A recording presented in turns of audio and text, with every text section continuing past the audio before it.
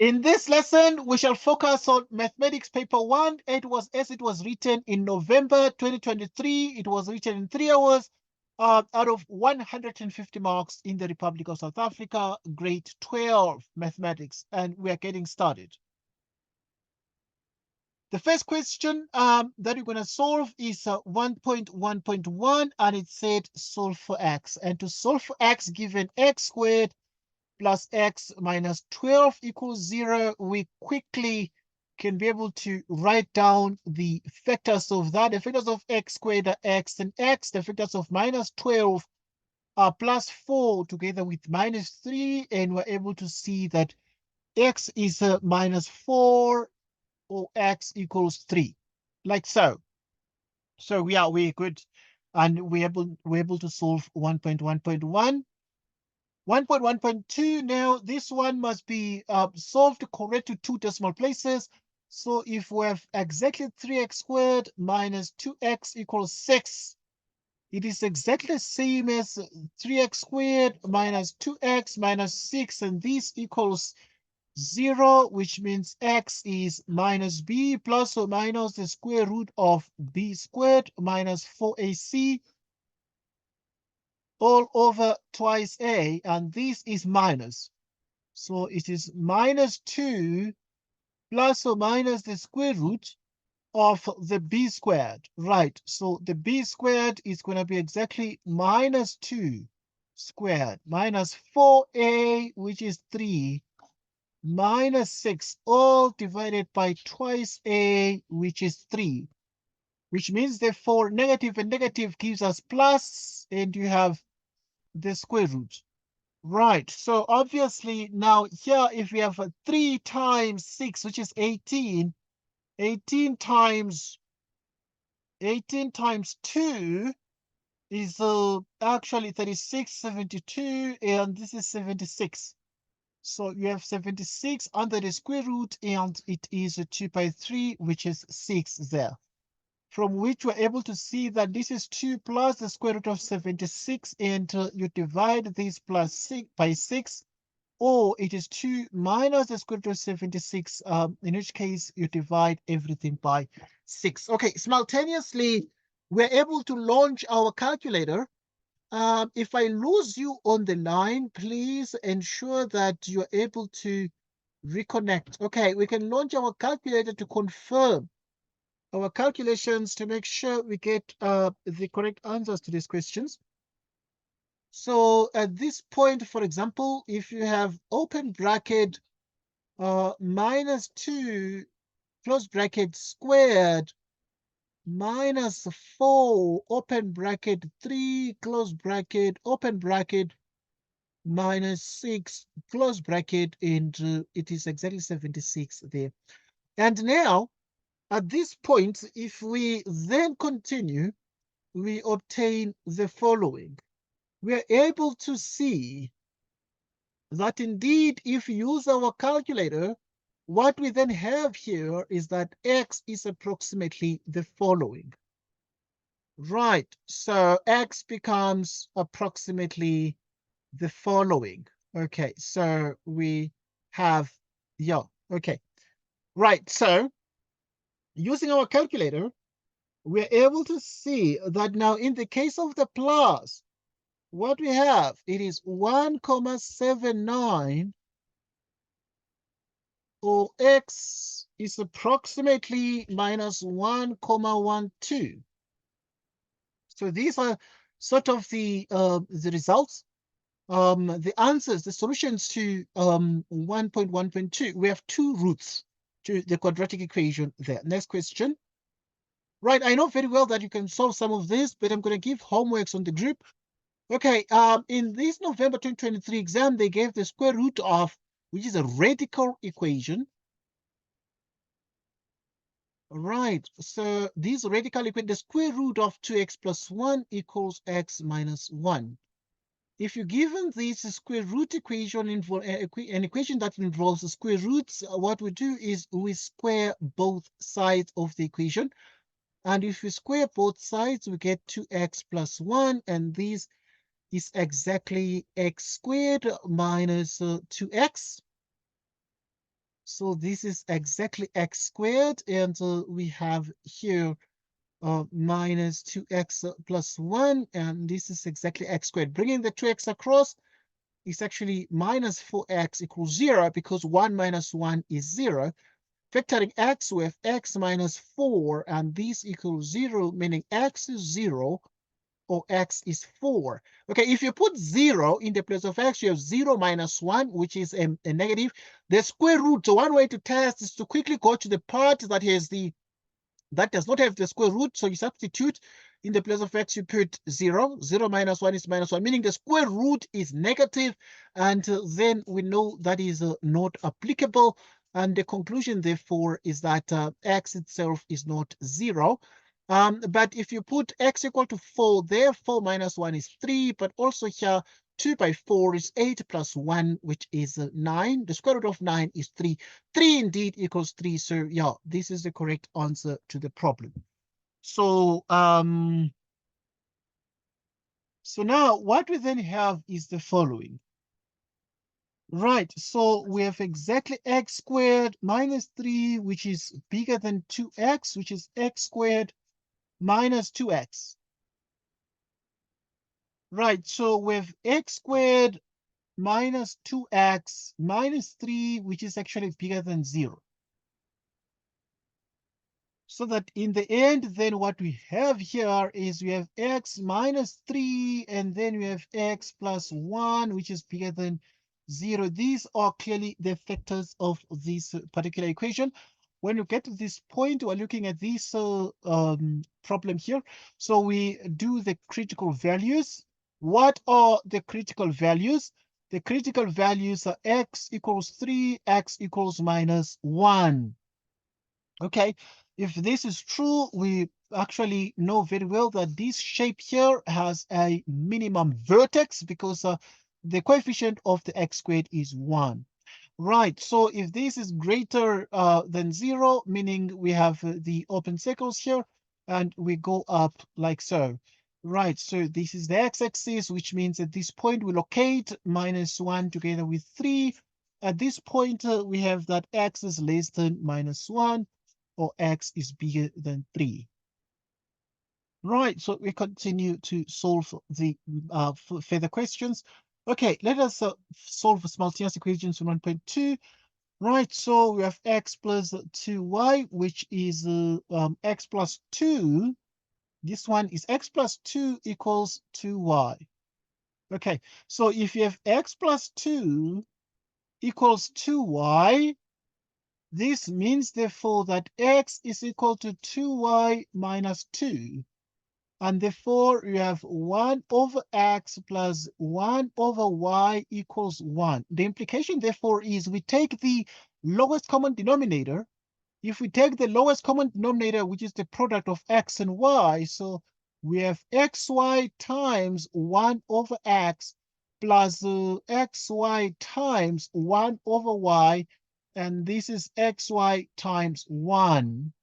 And x cancels, giving us y plus, y cancels, giving us x, and the result is xy. Okay, let's call this one the first equation, and we call this one the second equation. Right, so what we continue to do is to substitute. Right, so we substitute equation 1 into equation 2.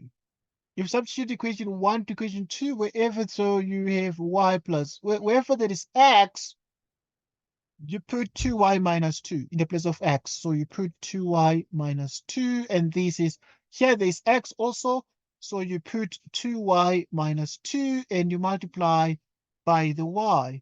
Y plus 2y will give us exactly 3y minus 2, and this is 2y squared, because 2y times y is 2y squared minus 2y. This is 2y squared. Okay, then we have minus 2y minus 3y, which is minus 5y plus 2 equals 0. Now, at this point, we carefully look at this, and we do the factors of this, which is exactly 2y minus 1, which is exactly y minus 2 equals 0,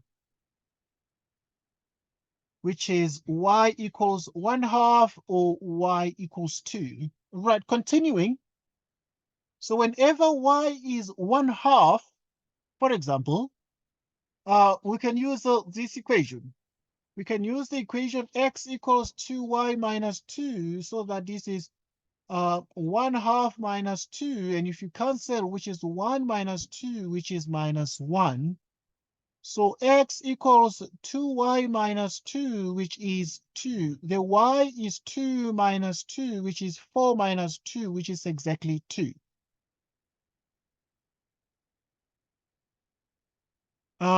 So what then do we have here?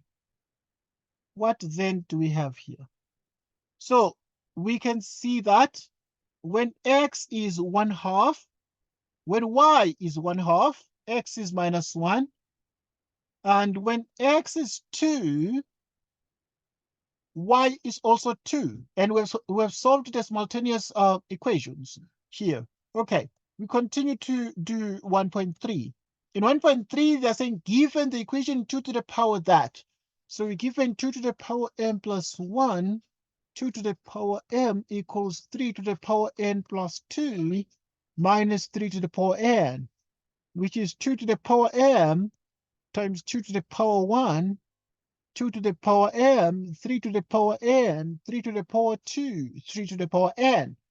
The highest common factor of the first two terms is 2 to the power m, leaving us with, when factorized, 2 to the power m, open bracket, right, 2 to the power 1 plus 1, and we have 3 to the power n here. When factored out, we have 3 squared minus 1 within the parentheses. 2 plus 1 will give us 3, and this is 3 to the power n. 3 squared is a 9 minus 1, 8. At this point, we have 2 to the power m times 3, which is 3 to the power n. And this is actually exactly 2 cubed. 8 is 2 cubed. Okay, exactly 2 cubed. If you compare this, the power of 2 is m here, and the power of 2 is 3 here, which means that m is 3 or n is 1. Okay. And therefore, m plus n equals 4. M plus n equals 4. So obviously, I said determine the value of m plus n. So we can see that m plus n equals 4. And we are done with solving 1.3. Next question. The next thing is we're going to be looking at the sequences and series, and we're going to be looking at the following questions. Let us look at this question. Determine the value of t subscript 91. This is an arithmetic series, so which means that T2 minus T1 must be the common difference, which is 12 minus 7 equals 5, which means the common difference is 5. The first term, we can see it's 7. Okay, they've already said it's an arithmetic series, so we are sure, therefore, that the 5 is the common difference there. At this point, the formula, we know that Tn is a plus n minus 1 times the common difference, which means Ta equals the first term, which is 7, plus n minus 1 times the common difference, which is 5. Tn is 7 plus 5n minus 5, which means that Tn is actually exactly the same as what? It's exactly the same as 5n plus 2. Okay, that's what we have. 5n plus 2. And at this point, we then can be able to find T91, which is 5 times 19 plus 2. And T91 is therefore 5 times 19 plus 2 is actually 5 times 91, excuse. 5 times 91. So this one is 5 times 91 plus 2, because this is T91. So 5 times 91 plus 2 is actually exactly 457, like so. Next problem. So we are determining the value of t subscript 91, and t subscript 91 is 457. Next question. We want to find the sum of the first 91 terms. This one is an arithmetic series, and the arithmetic summation formula is S sub n equals n over 2, which is twice a plus n minus 1 times the common difference d. So that when you have the 91, which is 91 out of 2, which equals 2a. A is actually 7 clearly there, plus 91 minus 1. And we know that we found the common difference already, and we got it as 5. Using a calculator here without wasting much time, this is actually 21,112. If you use a calculator to get the answer to this particular problem here. Okay, so the sum here is 21,112. Now in 2.1.3, want to calculate the value of n for which t sub n equals that. So at this point, we continue to analyze this, but to analyze this very, very carefully. Looking at t sub n equals a plus n minus 1 times the common difference d, and we have exactly t sub n. Okay, right. Obviously, we know a couple of things. We've already found this formula, but we show a little bit more steps. But we are smart enough to know that this formula is already 5n plus 2. We got it here. We got it. T sub n is 5n plus 2. So because it is under exempt conditions, you can just come here and then say this T sub n is actually 517. And this one here is 517 minus 2. 517 minus 2. Right, which means it is 5n, which is 515. If you divide by 5 here, so you divide by 5 on the left, 515, you divide by 5 on the right. And if you do that, you get 103. So obviously, calculate the value of n for which this is the case. Clearly, our n is actually 103. So it is exactly 103. Next point. Right, next we have the following information is given about a quadratic number pattern, and we have the following. We need to show that the fifth term is actually 111. And at this point, we know from this that the first term T1 is 3. So the first term T1 is 3. And then now, from this, we're able to see that T2 minus T1, T1 is already 3. And this is 9, which means T2 is 9 plus 3, which is 12. So we put 12 here. Right, then we come to this one. This is exactly T3 minus T2. We've already got that T2 is 12, and this is 21. And this means that T3 is actually exactly 33. So T3 is 33. And this pattern continues. Let's find some differences here. What is 12 minus 3? It's a 9. 33 minus 12 is what? Is actually a 21. And we find the difference here. The difference 21 minus 9 is actually 12. Okay, because this is a quadratic number pattern, we expect the second difference is to be obviously constant there. And at this point, if you add 12 and 9, you get 21. If you add 12 to 21, you get 33. Right, so if you add these two, you get that. If you add 33 to that, you get exactly 66. All right, so we continue this way. And this is 12. If you add 12 to 33, you get a 45. Okay, if you add right now 33, you get 66. You add 45 to 66, you'll get actually 111. Term 1, term 2, term 3, term 4, term 5. And this means, therefore, we can be able to see that the term 5 is 111. And moreover, Moreover, right, the fifth term then is obtained as follows. How do you obtain the fifth term?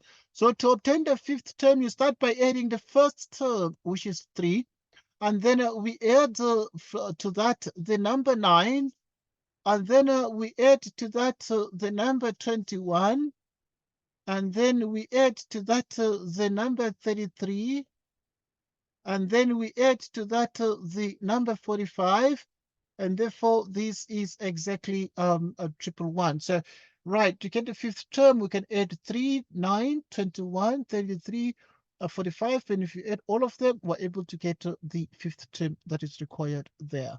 Okay, right, we continue right now to analyze the next question, and want to show that, so we have shown therefore that T5, the fifth term, is a triple one. Show that the general term of the quadratic pattern is 6n squared and that. So let's continue to focus on that. The first term here is 3. Not going to waste much time.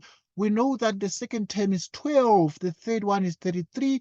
We are writing an exam here, so we do not have a lot of time to play. So we are very objective in the way we answer the questions, but we save time as much as we can. 12 minus 3, it's a 9. 33 minus 12, it's 21. 66 minus 33 is 33. And triple one minus 66 is a 45.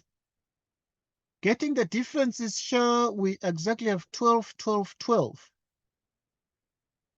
Right, at this point, we have 2a equals that. Then we have 3a plus b equals that. You have a plus b plus c equals the following. Okay, pay particular attention to what we need here, which means 2a is 12, which means 2a is 12. You divide both left and right by 2, getting a equals 6. That is one thing we have. We next have 3a plus b equals 9, which is a is exactly that, which means b is 9 minus 18, and this is 9 minus 18 is a minus 9. The next thing is to get the value. So we have a plus b plus c equals exactly 3 there. And if we continue to sort of analyze that part, we are able to see, therefore, that a plus b plus c is equal to 3, the first term. Quadratic patterns, a is 6, so we put 6 here. Our b is actually exactly a minus 9, and we put that there. Okay, right, and with that mentioned, we have the following. Right, so what we then have here is the b is minus 9 plus c, which equals 3, and this is 6 minus 9, which is a minus 3, bring it across, giving us exactly a 6. The formula, which is the general term formula for quadratic patterns, is t sub n, which is an squared plus bn plus c, which means that Tn equals our A is 6n squared minus 9n plus c, and that is what we have. Okay, we know our c is actually a 6, so we're gonna put we put the 6 here. Okay, we put the 6 here accordingly. So it is exactly the 6n squared minus 9n plus 6, and that is the answer to the question there. Right, next we actually going to show that the pattern itself is increasing for all n in the set of natural numbers. So for all n, which are elements of the natural numbers. Now, there are a couple of things that we need to take into account. But now the pattern we're going to use is the notion of the line of symmetry of the quadratic function. Now, we recall in 2.2.2 that our Tn is actually 6n squared minus 9n plus 6. Our n must be minus b over 2a, and this equation is called the axis of symmetry. Right, now with this being called the axis of symmetry, we have minus 9 here over twice a, which is 6, giving us a 9 out of 12 divided by 3 is 3 out of 4, giving us 3 quarters. Okay, right, and this is the n is the number of terms, and it is 3 over 4, which is 0.75. How can the number of terms be a decimal? This function, which is the quadratic function, is of the form this. Okay, if it is of the form that, the quadratic function, there are a couple of things that remain very central to what is questioned, but we focus on first things first until we're going to analyze the line of symmetry, which means n is 0.75. Okay, pay attention, pay attention. Now, we realize therefore that we're going to have a minimum. So it means therefore the minimum is going to occur at what? If we expect the minimum to be at this value here, but we can't take n equals that. So it means that we can take the next one. So we can say the minimum is at n equals 1 for n which are an element of the set of natural numbers. And therefore, as a conclusion, we say that T sub n is increasing. Right, so we then proceed to then say that T sub n is increasing, right? So we know that T sub n is increasing for n, which is an element of the set of natural numbers. Right, and obviously it is therefore increasing there because we can see that it is increasing there. Okay, now, and obviously we note therefore that our minimum is at this value there. Okay, now the couple of things therefore that we need to take note of. The natural numbers themselves, remember, is the set that contains the counting numbers without zero, and therefore these counting numbers, they start from 1, and therefore we're excited that it is indeed increasing for the natural numbers from 1 onwards. Okay, it is increasing because the graph is like this. With 6 positive, it means that the quadratic function associated with this function is actually having a minimum vertex there. Next point. Right, we look at more patterns now, number patterns, but we're looking at what we call the geometric series. Let's continue with the geometric series. Given the geometric series 3, 6, 12, and so on, write down the general term of this series. Right, write down the general term of this series. Remember, it is already geometric, so we note that the first term is 3. Okay, so if the first term is 3, we're able to see that the common ratio is T2 over T1.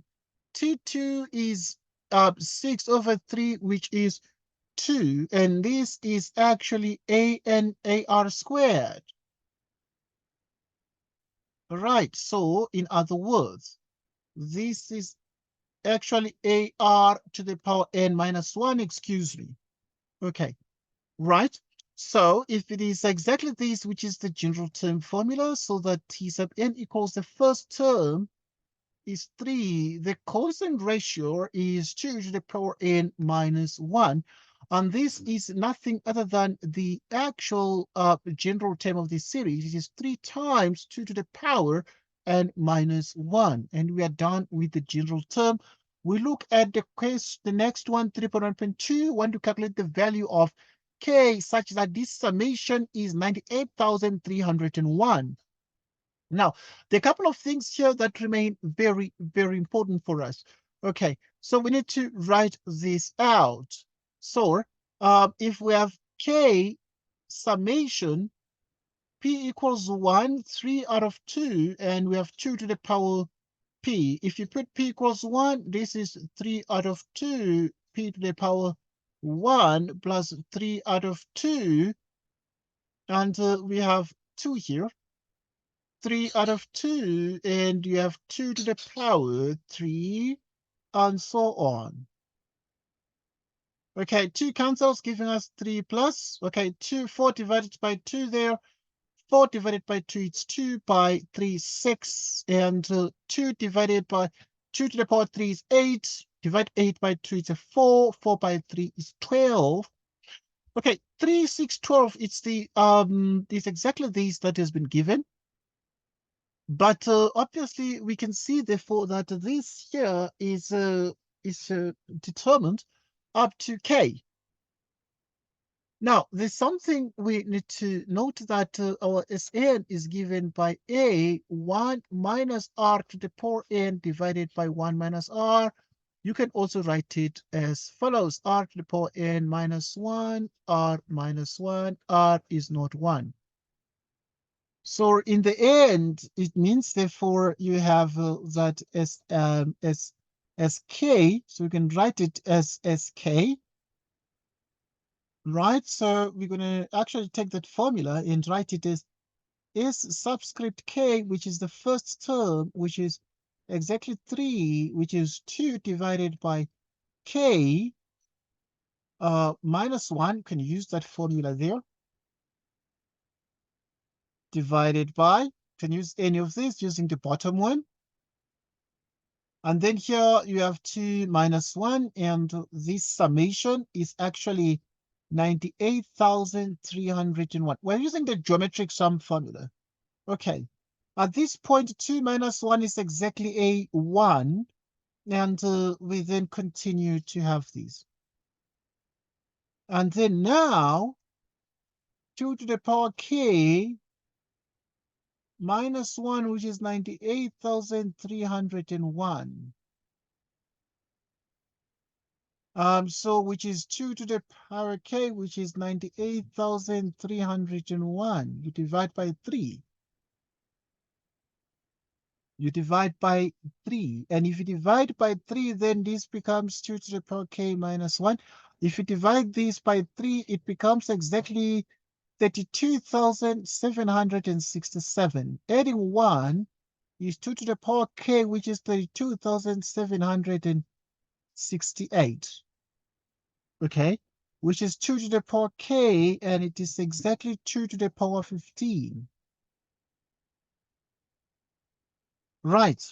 If you did, the 32,768 is the same as 2 to the power 15, and therefore we're able to see that k is equal to exactly 15 there. So we're to calculate the value of k for which it is summation, the series, because this is the sigma notation.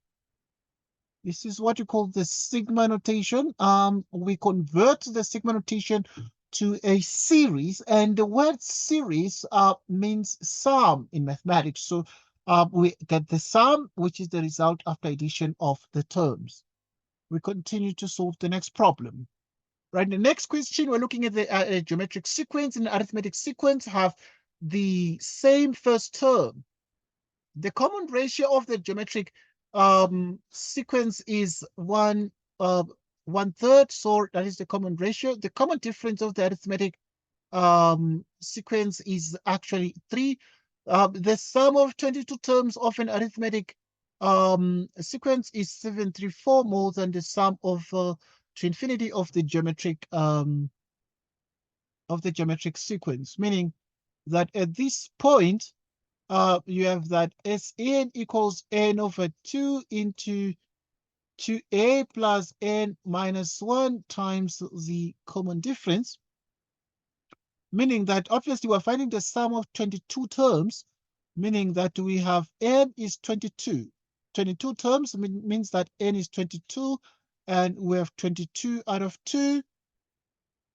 We have twice a. A is now, remember that this a geometric sequence and arithmetic sequence have the same first term, and we normally call the first term a. So you're going to have a here, and we have 22 minus 1 here, and it is multiplied by the common difference d. And if we have this, which is 22, and if you do this properly, you get here 22 divided by 2, it's 11. Right, 11 times 2 is actually 22a plus. We have 22 minus 1, which is 19 times 3 times 11, which is 693. And then now in the end, we continue moreover to analyze this problem as follows. We also have that the sum to infinity is a divided by 1 minus r, that is the formula. But obviously, we are told that the sum of 22 terms of an arithmetic sequence is 734 more than the sum to infinity. The sum to infinity formula is a over 1 minus r.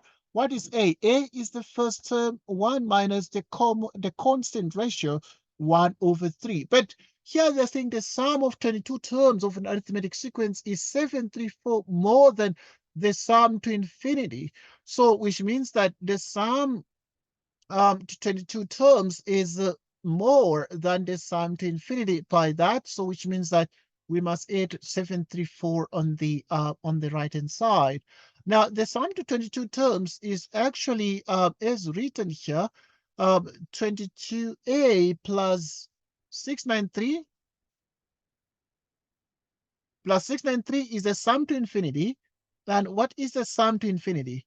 The sum to infinity, you can write it like this, but 1 minus 1/3 is actually the same as 2/3, and this is 3a out of 2, which means therefore this is 3a out of 2 plus 7 3, 4. Multiplying through by 2, which is 44a plus 693, which is 1,386, which is exactly 3a plus 1468.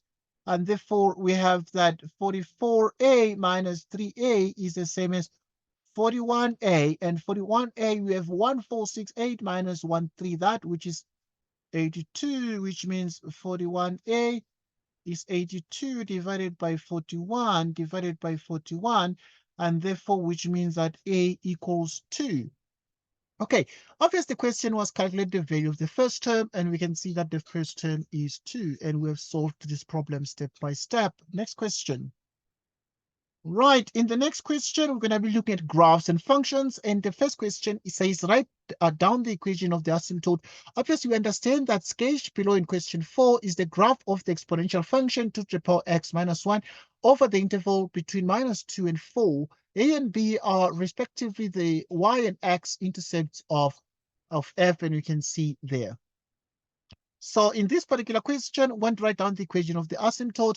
It's given an exponential function of the form 2 to the power x minus 4. We remember from grade 10 that this is the asymptote of the exponential function 2 to the power x minus 4. So the asymptote is y equals -4 there. Right. The next thing is we want to determine, and it tells us this one is y equal -4. The examiner already drew the asymptote for us. So we remember that from the graphs and functions of at grade 10. Next question. Right, what is determine the coordinates of B? B is on the x, is a point on the x-axis through which the graph cuts the x-axis, and it is what you call the x-intercept. X-intercept, it's some people also call it the x-card. Okay, if this is the x-intercept, there are a couple of things that we need to obviously take into account. For the x-intercept, you let y be equal to 0. If y is 0, you have 0 is 2 to the power x minus 4, which means 2 to the power x equals 4. 2 to the power x is 2 to the power 2. And this means that x equals 2. And this means simultaneously that the coordinates of B are when x is 2, y is 0. The coordinates of B are whenever x is 2, y is 0, and these are the coordinates of the point B. So, yeah, coordinates of B, 2 and 0, like so. 4.3 is next. Determine the equation of K, a straight line passing through A and B in the form that there's a straight line that passes through A and B like so. And we want to get the equation of the straight line. Okay, we already know that this one has 2 and 0, and we want to get the y intercept. So to find the y intercept now, to actually be able to do the next question, how do we find the y-intercept? Y-intercept means the y value through which the graph cuts the y-axis. And to get the y-intercept, we simply let x be naught. The function given is 2 to the power x minus 4, and we have 0, 2 to the power 0 minus 4, 1 minus 4 minus 3.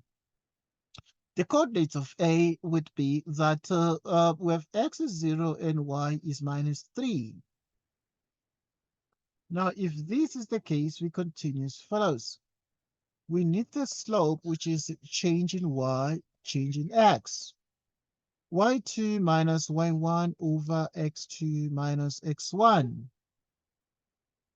Right, so y2 minus y1 over x2 minus x1. So which means x1, y1, x2, y2. So y2 is 0, y1 is minus 3, x2 is 2, and x1 is 0. This gives us 3 over 2, and this is the slope. So the gradient of this is 3 over 2, and this is called the average. It is called the average gradient. Right, so if this is the average gradient, we need to find the equation of k, a straight line. To find the equation of a straight line, I mostly advise students to use y minus y1 equals m into x minus x1, y minus y1. Okay, so now you need to always write the following when dealing with lines, straight lines. So you need to say through. Okay, this straight line passes through A with the coordinates this, x1, y1. Okay, passes through A and passes through B as well. So you can use any of those points, either A or B, right? So that you have y minus y1, and this is M, the gradient, which is 3 out of 2, x minus x1, exactly 0. And to find that equation, we are able to proceed and say this is actually 3 over 2x. Negative by negative is plus 3, which is actually minus 3 over there. This gives us the 3 over 2x minus 3. And this is the straight line passing through A and B in that form. And obviously, at this point, the examiner would expect us to write it as k of x is equal to 3 over 2x minus 3. This is the equation of the straight line in the form they're given. Okay, next question. Right, in the next question, the examiner is giving us the graph and is asking us to calculate the vertical distance between K and F. Okay, remember that K in the previous question is a straight line that passes through the points A and B, and we have already got the equation of K, and we have already got the equation. So we got the equation of K, and we wrote it as K of X, and K of X is 3 over 2x minus 3, and it is at x equal to 1 that we're dealing with this. So we're going to put replace x by 1, and this is 3 over 2 replaced by 1. And this is actually 3 over 2 minus 3. What is 3 over 2 minus 3? It is actually minus 3 over 2. Moreover, we have this particular function, which is f of x, which is 2 to the power x minus 4. If we have f of x, which is 2 to the power x minus 4, which means f of 1 is 2 to the power 1 minus 4, which is actually minus 2. And then at this point, what we then have is the following. Right, so now at this point, we know that the coordinates of B are 2 and 0, but there's a line through which that cuts through the graph, and it is having the equation x equals 1. 1 lies between 2 and 0. Okay, now there are a couple of things that remain very important for us to take into account. What is it that we take into account? We need to take into account the fact that we have the values of the function. We have minus 2 there, we have minus 3 there. So we need the vertical distance. So this means, therefore, that the vertical distance is given by the following. So the vertical distance is that you have the largest number minus the smallest number. The largest between minus 2 and minus 3 over 2 is actually minus 3 over 2. That is the largest number.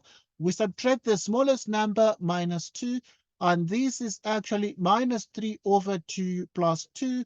And 2 minus 3 over 2 is actually exactly 1/2. It's actually exactly 1/2 units. And that is the vertical distance there. And 1/2 units there can be seen. So this vertical distance is actually 1/2 units. And 1/2 units can also be written as 0.5 units there. The next question is 4.5. Write down the equation of g if it is given that g of x is f of x plus 4 in 4.5. Right, so we continue as follows. We continue as follows. Right, so in 4.6 right now, we want to, okay, before that, we found the vertical distance. Let us look at 4.5. Write down the equation of G if it is given that. Right, we have been given that f of x is the same as, or rather, g of x is f of x plus 4. Okay, if g of x is f of x plus 4, proceed as follows. Which means that g of x is f of x, which is 2 to the power x minus 4 plus 4. And if we simplify this, it becomes 2 to the power x. Okay, it becomes exactly 2 to the power x. Okay, it becomes exactly 2 to the power x. So that in the end, we have the following. Right. So what is the equation of g if it is given that? We can see therefore that g of x in 4.5 is actually 2 to the power x, where x is an element of the interval. I keep losing Pechalelo, I'm so sorry. Wherever x is therefore between -2 and 4. Please forgive me if I lose you, Pechalelo, I don't know. It's the network that really sometimes causes this. My apologies for losing you from time to time. It's never a deliberate thing.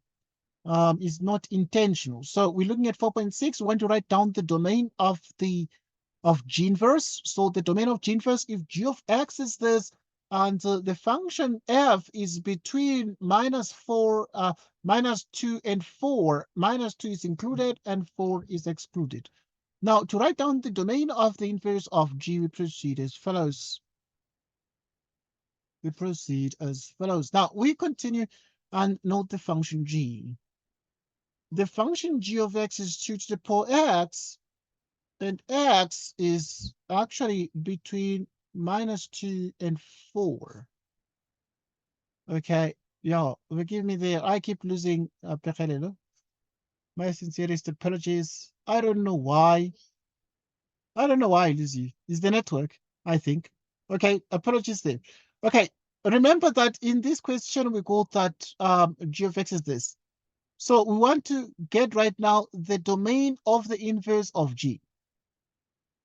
Right, so to get the domain of the inverse of G, we proceed as follows. How do we get the domain of the inverse of G? First, we're going to get the range. So we're going to get the range of G.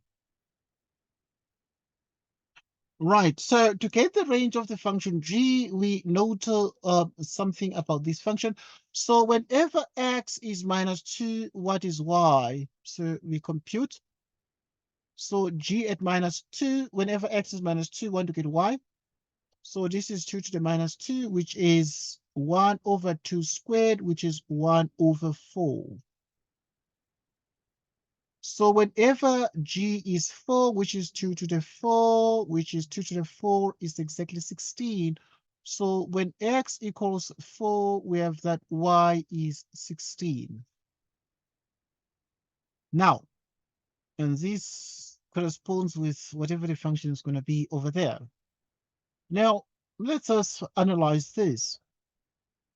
So it means, therefore, that the range of the function g now is from 1/4 to 16. So the range of g is y beginning from 1/4 exactly to 16. What is then the domain? So this means, therefore, that the domain, okay, right. So the domain which the examiner wants, the domain of G inverse, therefore, is X, which is an element of. So the domain of G inverse is so now because the range of G is this one. So if the range of G, we can see that the range of G, the function is from 1/4 to 16. 1/4 to 16, that is the range. So the domain of the inverse becomes the range of G. And therefore, the domain of the inverse it's actually going to be from 1/4 to 16. It's going to be from 1/4 to 16. Alternatively, if you don't want to do that, you're going to say it's from 1/4 to 16. But the 16 is included because of the open circle there. All right, so if they then say you need to find the domain of the inverse, so which means therefore the domain of the inverse is x, which is from 1/4 to 16 there. If you don't want to write it like that, you write 1/4 is less or equal to x less than 16. In the next question is that we write down the equation of G inverse in that form. Okay, the equation of G inverse, okay, if we know that G of x, we got it in the first question, is 2 to the power x, and we saw that x is between -2 to 4. And then now we know therefore that the function G is of the form 2 to the power x. So G is like y equals 2 to the power x. And therefore G inverse, to get G inverse, wherever there is y, you put x, wherever there is x, you put y. And therefore it means that you have the log of x base 2 equals y. And there, now this means that G inverse of x is the log of x base 2. And this is the answer to the question. And we take note of the fact that we already know the domain of the inverse. The domain of the inverse is the same as x, which is an element of the interval from 1/4 to 16, like this. Let us continue right now. Let us continue right now. Next question. All right, we have the question 5, and we want to write down the coordinates of the turning point of f. Coordinates of the turning point of f. Remember that f is this one. So if you're given a function like this under graphs and functions, okay, both grades 11 and 12, this is there in the exam for you in June. Pay particular attention to this form. At this point, this is actually of the form a open bracket x minus p squared plus q. What is the turning point? The turning point is having the coordinates p and q. At this point, you pick 1. If it's -1, then you pick 1. And then this one number here, you pick with its sign. So it's only 1 and 8. So if you write down the coordinate of the turning point is 1 and 8. It's 1 and 8. That is the turning point of the function f for 2 marks. Next question. In the next question, we want to find the coordinates of the point C. C is the y-intercept.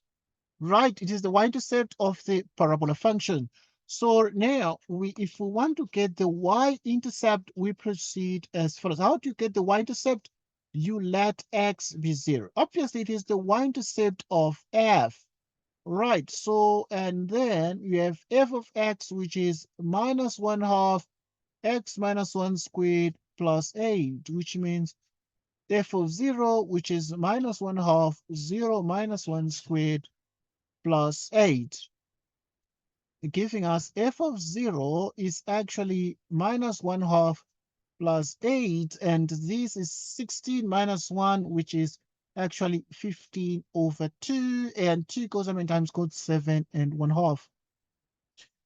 Okay, write down the coordinates of C. The coordinates of C are x is 0 and right, x is 0 and y is 15 out of 2.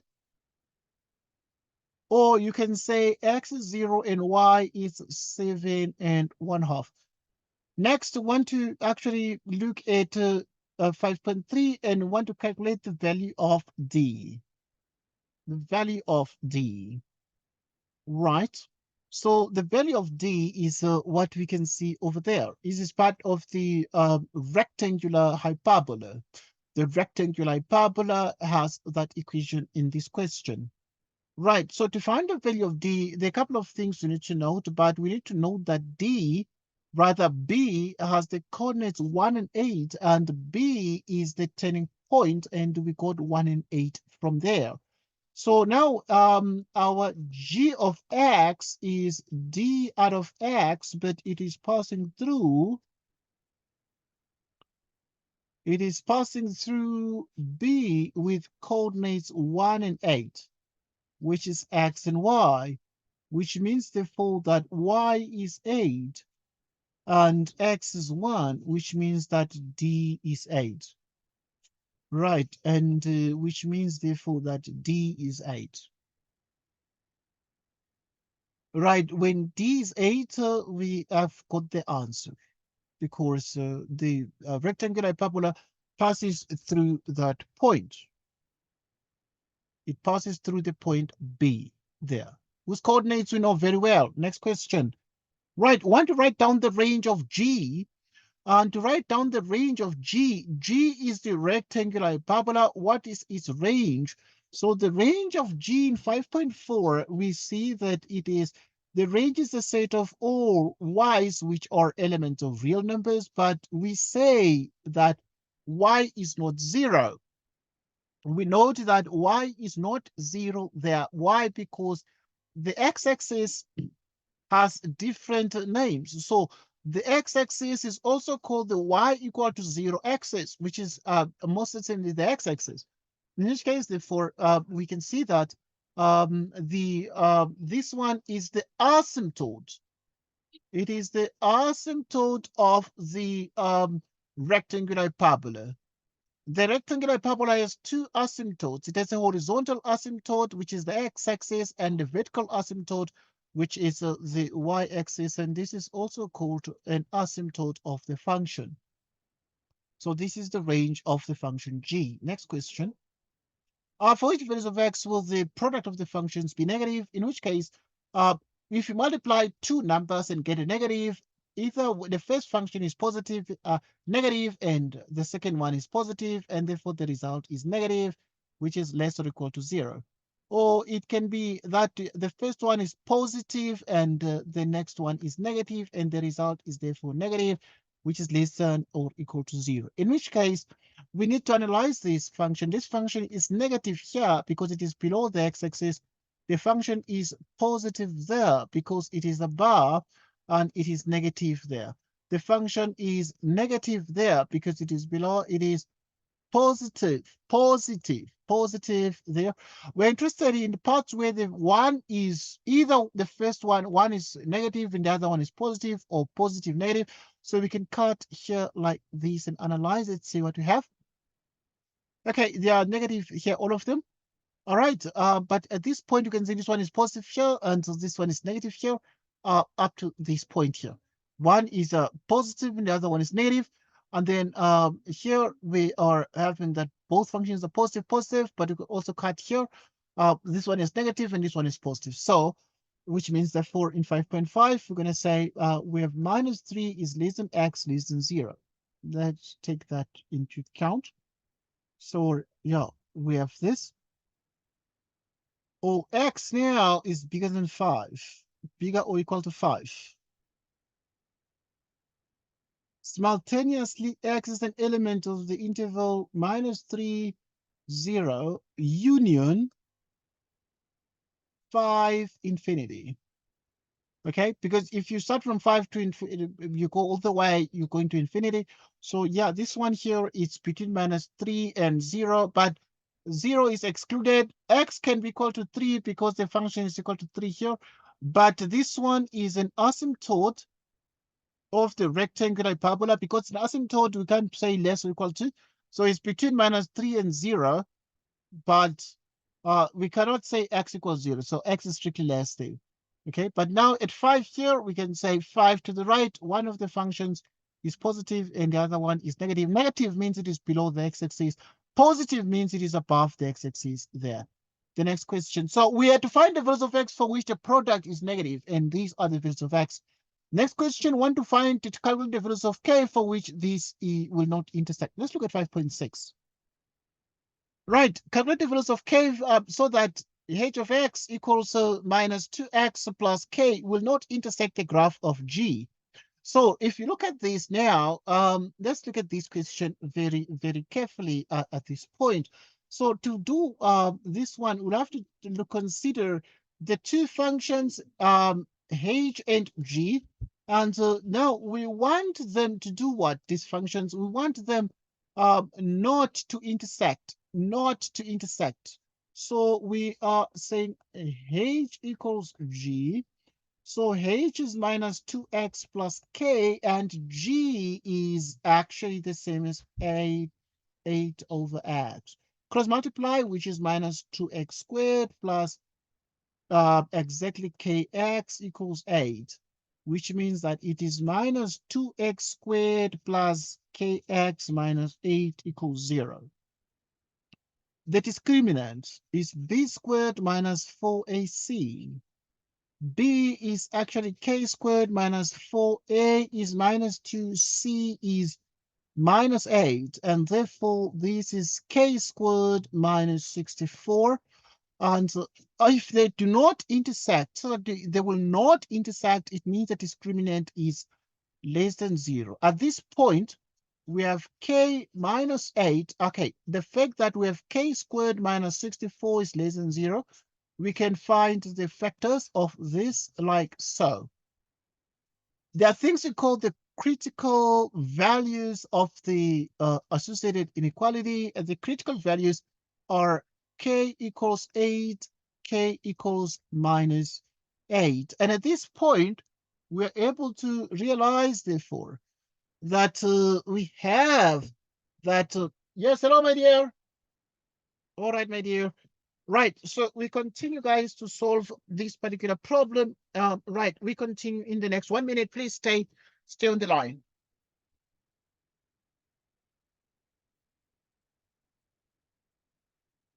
Okay, thank you, my dear. Thank you, my dear.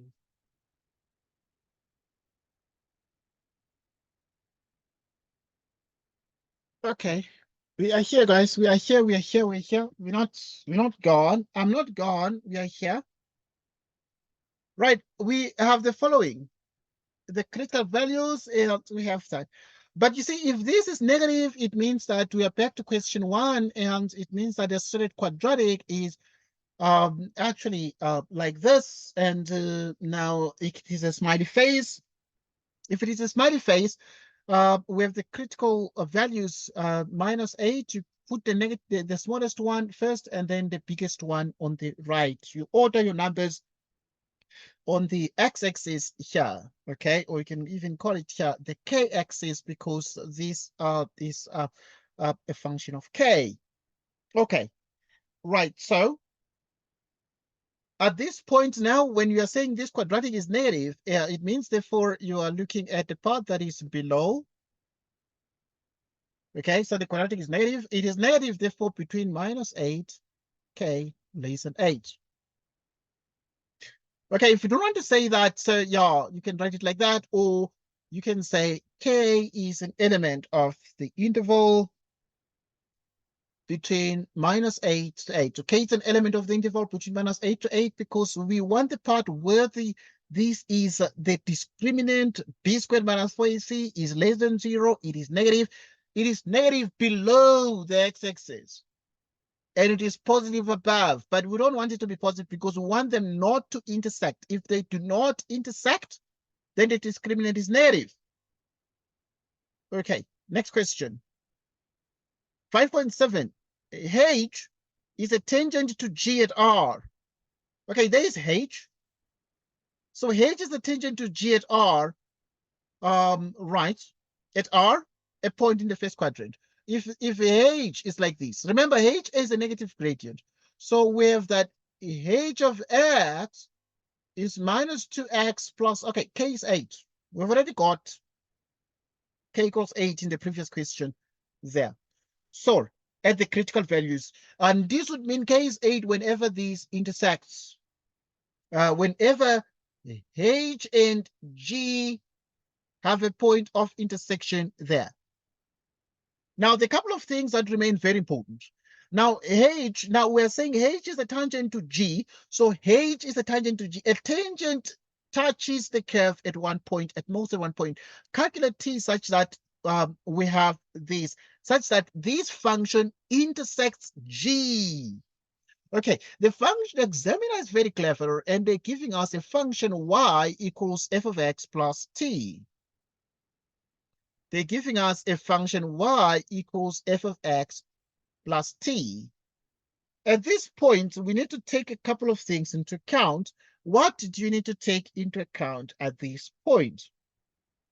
We need to consider the fact that if this function intersects G, it means that this function touches G. And what actually touches G? Whatever touches G is the function H, right? So, but also if this function touches G, it means that this function itself is equal to G at a point. Now, let us analyze this together in this question. So it means that in 5.7, you need to look at the fact that at what point then in 5.7 do we have that this function, which is minus 2x plus 8, at what point is this function equal to G? G is the rectangular parabola, which is 8 over x, which is minus 2x squared plus 8x equals 8. And therefore, you divide by 2, which is x squared minus 4x equals minus 4. X squared minus 4x plus 4 equals 0. X minus 2, you square that equals 0, which means x is 2 or x is 2. X is 2 or x is 2. Okay, now look, we are then saying, in other words, we are able to realize, therefore, that the function h of x is equal to the function g of x. Where are they equal, these? They're equal at x equal to 2. At x equal to 2. H is equal to g so h equals g at x equals 2. So they are equal there, and this equality is happening at x equal to 2. You see, now, there are a couple of things that you need to take into account at the point at which h and g are equal to each other. But simultaneously, we need to calculate t such that this function intersects g at r. So it means that at r, we know already x is equal to 2. And we're going to have f of x. F of x is minus 1/2 x minus 1 squared plus 8. Okay, we saw this function there from the previous right, it was given in the beginning, so that we have f of 2, which is minus 1/2 2 minus 1 squared plus 8. And okay, if you use a calculator here, okay, you can just do without. It's 7. It's actually like 15 out of 2. We've been doing this one at 2, so yeah, we know it is 15 out of 2 there. And the 15 out of 2, how is it obtained? How is it 15 out of 2? Somebody can ask us that question. So it is 15 out of 2 because 2 minus 1 is 1 squared. It's a 1. And then we have minus 1/2 plus 8, which is 15 out of 2. Okay, so that in the end, then you have h of 2. H of 2 is this one. H is minus 2x plus 8, which means that, okay, is h of x. So that h of 2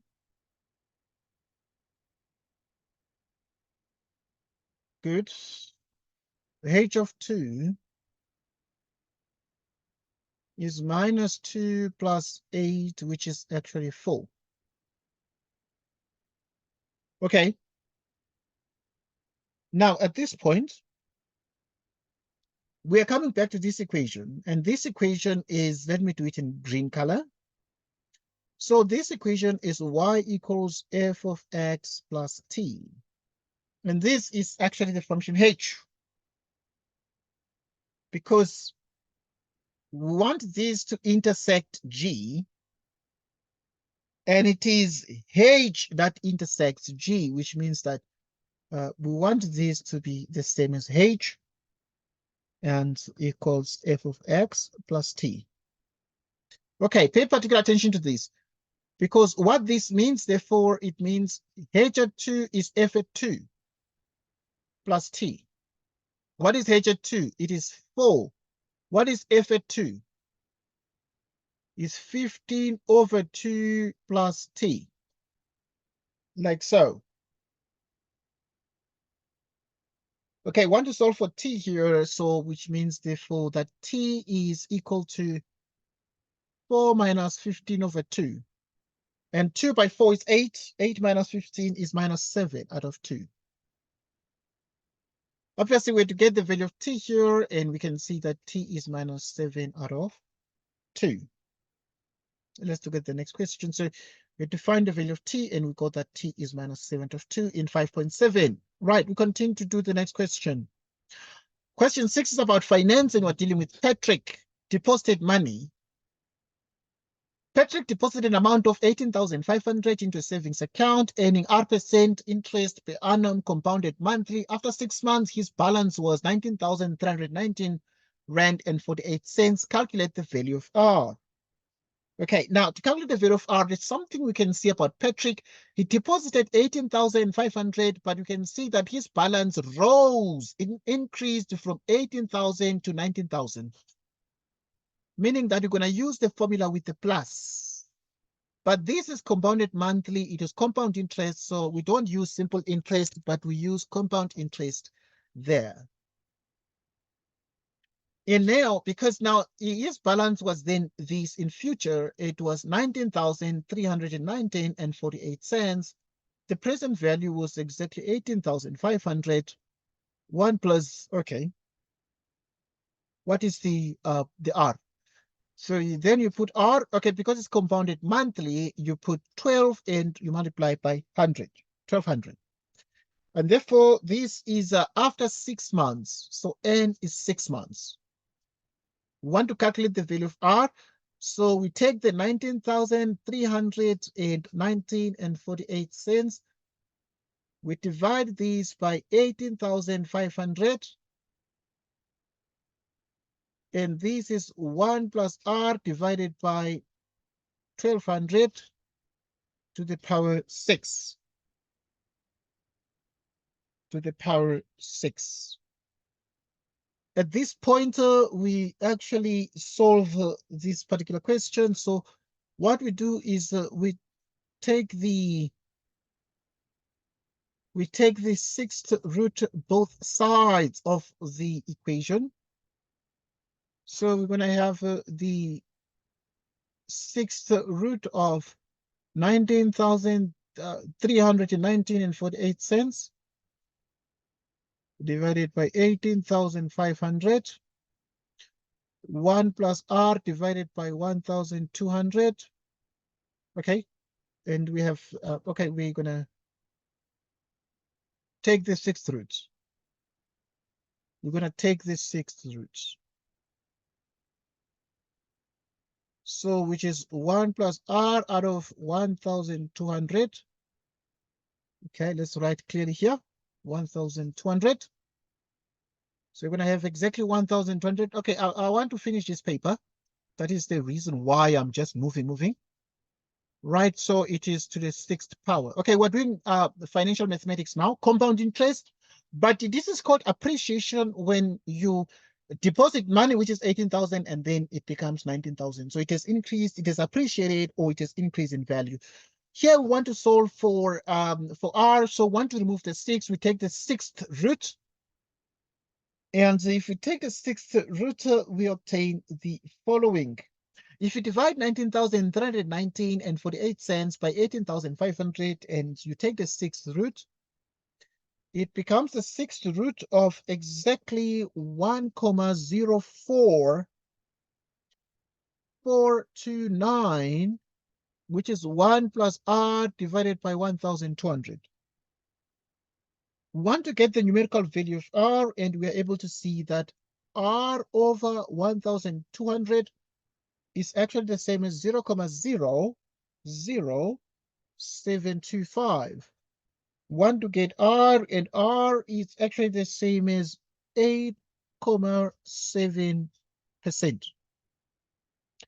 8,7%. So when to get the value of R here, it is exactly 8,7%. Next question. Right, in the next question, we want to calculate the effective interest rate. Grade 11s, pay particular attention to this. This is going to surprise you this coming June examination. Financial mathematics is very important.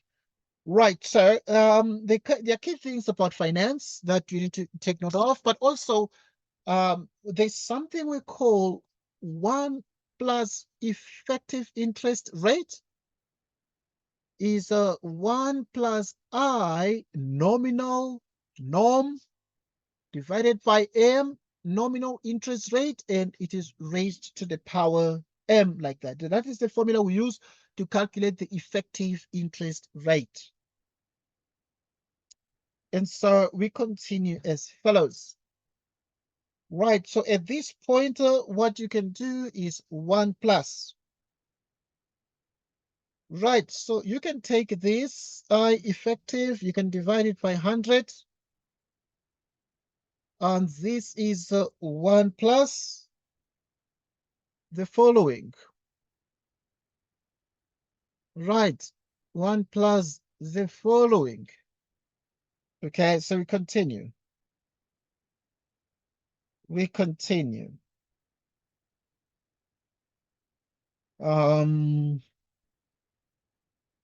Right.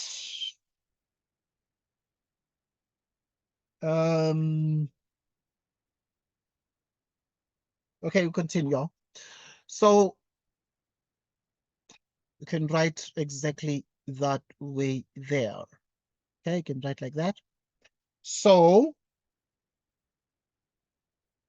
this you can write 1 plus 8,7 divided by 12.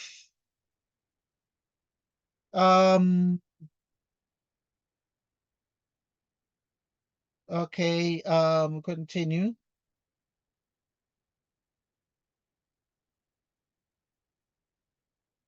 Okay, so this is like 1,200. This is exactly 1,200 here. It's exactly 1,200. So you raise these to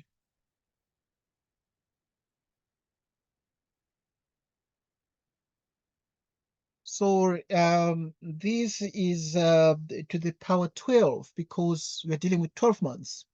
So M is 12.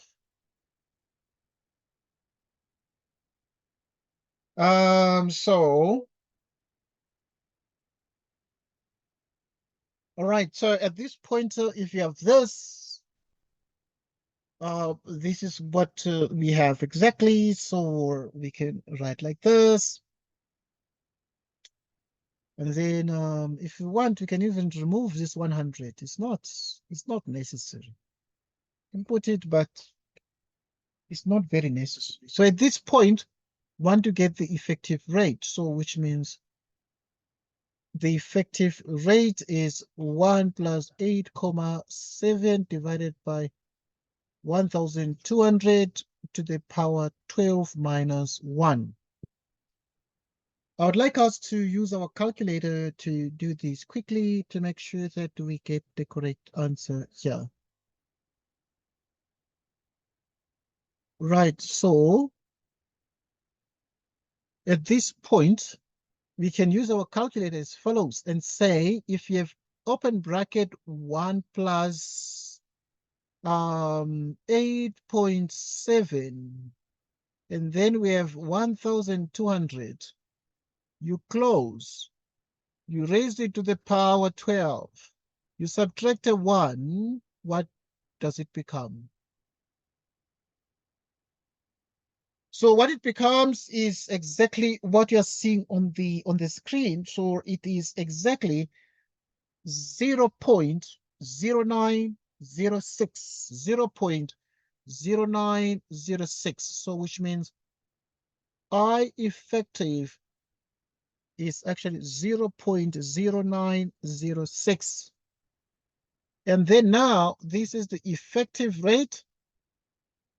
In the effective rate now you can just multiply by 100%, and therefore it becomes 1, 2, which is 9.06%. 9.06%.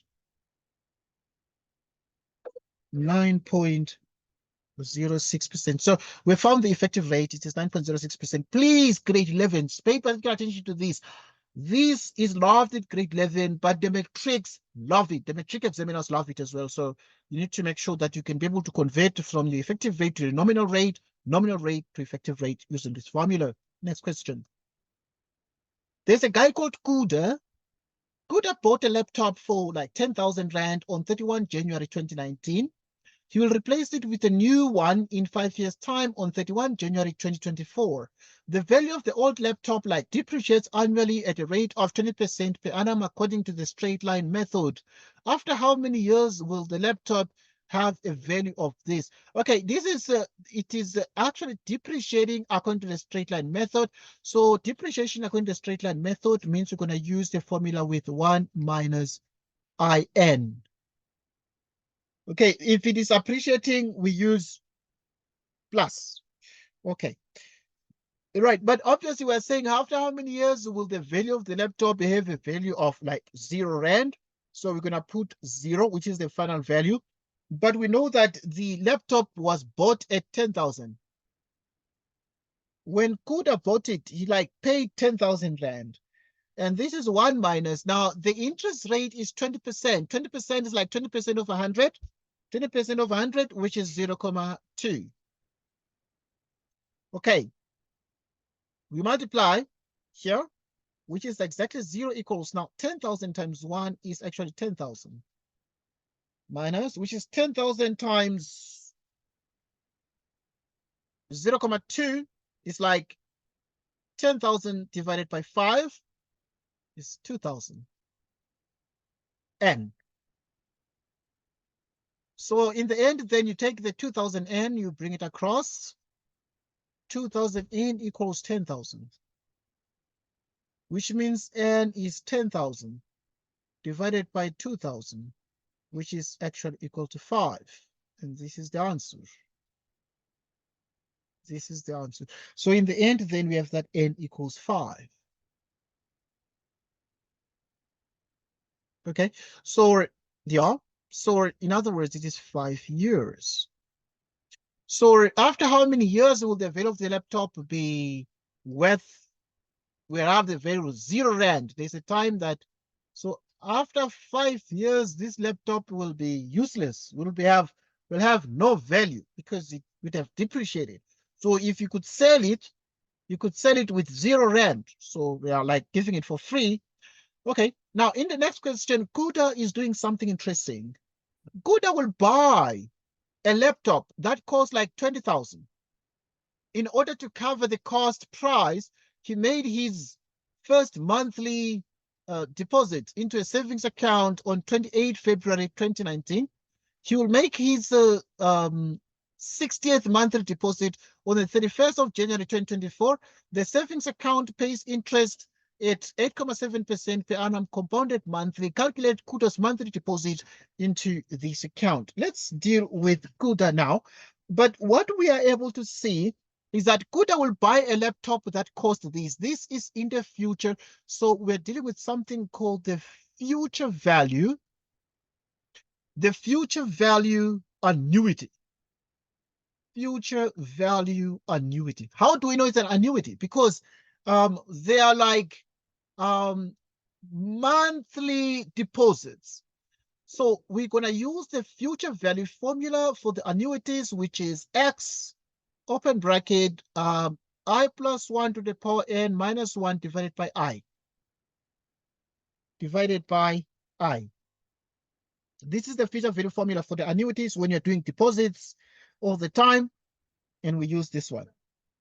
Now, there are a couple of things that are very important. So Kuda will buy a laptop that costs like 20,000. So Kuda, he wants to have in future a future value of 20,000. That's what he wants. He wants to have 20,000. But now the examiner says calculate Kuda's monthly deposit into this account. So the examiner is saying how much will Kuda have to like deposit every month if he's supposed to make sure that he has the 20,000 in the end. Okay, let's calculate together. So we then say that Kuda is gonna deposit an amount X. We don't know how much he's gonna put in the bank, but we know that he wants to raise 20,000 in the end. But he wants to know how much to like, put deposit there every month, so that in the end he has the 20,000, not less, not more. He has the 20,000. So 1 plus. But the interest rate is 8.7% per annum compounded monthly.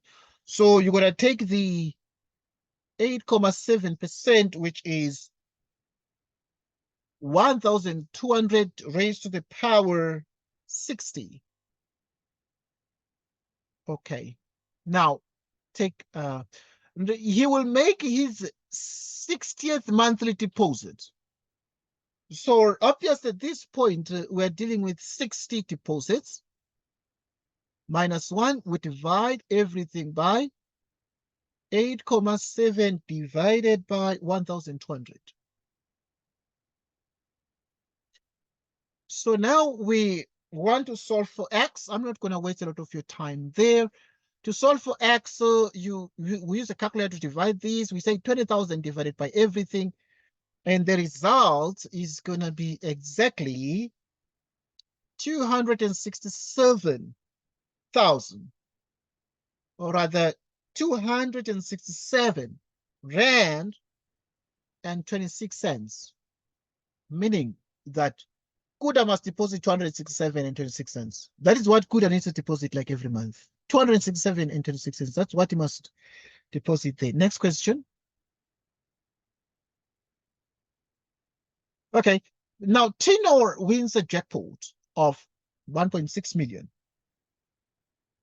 Tenor wins a jackpot of 1.6 million. He invests all his winnings in a fund that earns interest of 11.2% per annum compounded monthly. He withdraws 20,000 from the fund at the end of each month. His first withdrawal is exactly 1 month after his initial investment. How many withdrawals of 20,000 will Tino be able to make from this fund? So there are a couple of things that are very important. P equals X, open bracket, 1 minus 1 plus I to the power n divided by I, which means that you have 1.6 million, which is 1,600,000. It's also, we read it sometimes it's 1.6 million. But we know that he withdraws like 20,000. Okay, we're using the present value formula because if you win at present. So this is called the present value annuity, formula. Okay, now, because this guy, Tino, wins this amount of money. Right. So yeah, but he withdraws like 20,000. That's what I want to say there. He withdraws like 20K, say that. So if withdraws like 20K, the couple of things that are very important is 1 minus. The interest is 11.2%. So it is 1 plus 0.112. Or you can just write it like this, like we've been writing. It's better. You can write like 11.2%. You can write like the 11.2, and then because it's compounded monthly, you say 1,200, like 12 times 100, and it's raised to the power minus n, all divided by 11.2 divided by like 1,200, like that. Okay, if you simplify everything, it becomes exactly 56 divided by 75. And this is equal to the following. So we continue. We continue. We continue.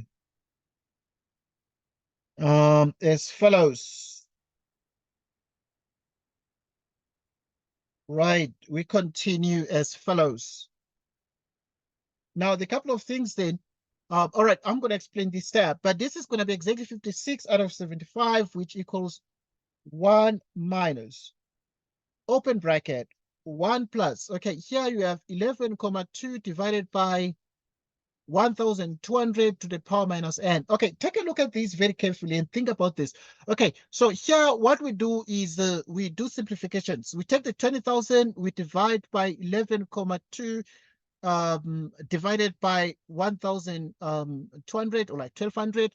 And after you have done that, you divide these by that result. Or similarly, what you do is you cross multiply so that 11,2 goes there, you divide by 20,000, and this is what we get.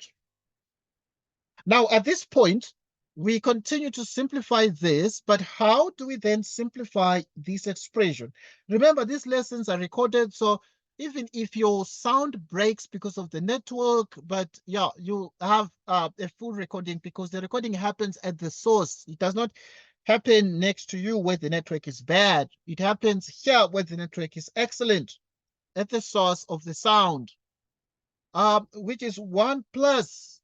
Now we continue with the 11 comma. We can just copy this here, right? So which is exactly 1 plus 11,2 divided by like 1,200 because it's every month or monthly and is raised to the power minus n. Okay, pay particular attention to this and realize that, okay, we make this a subject of this equation. We move these to the left-hand side, and we equate these to 1 minus 56 over 75. So if you transpose this, they switch positions, it will be 1 plus 11,2 over 1,200 all to the power minus n, which is exactly the same as 19 out of 75, like so.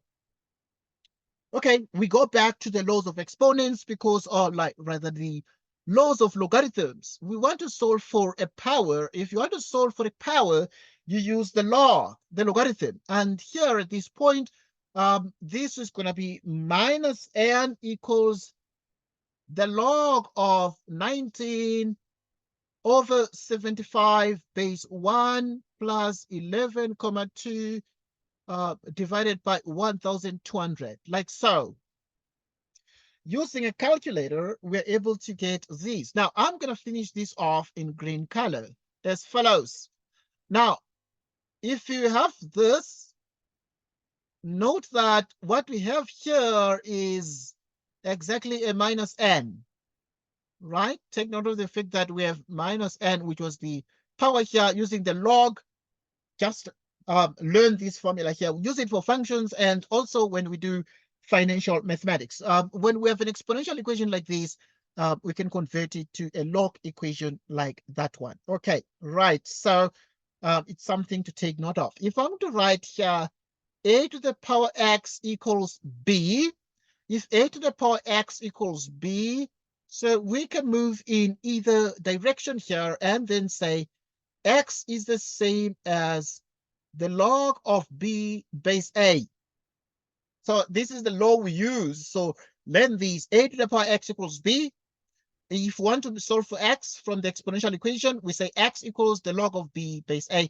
The base of the exponent becomes, or the base of the power becomes the base of the logarithm.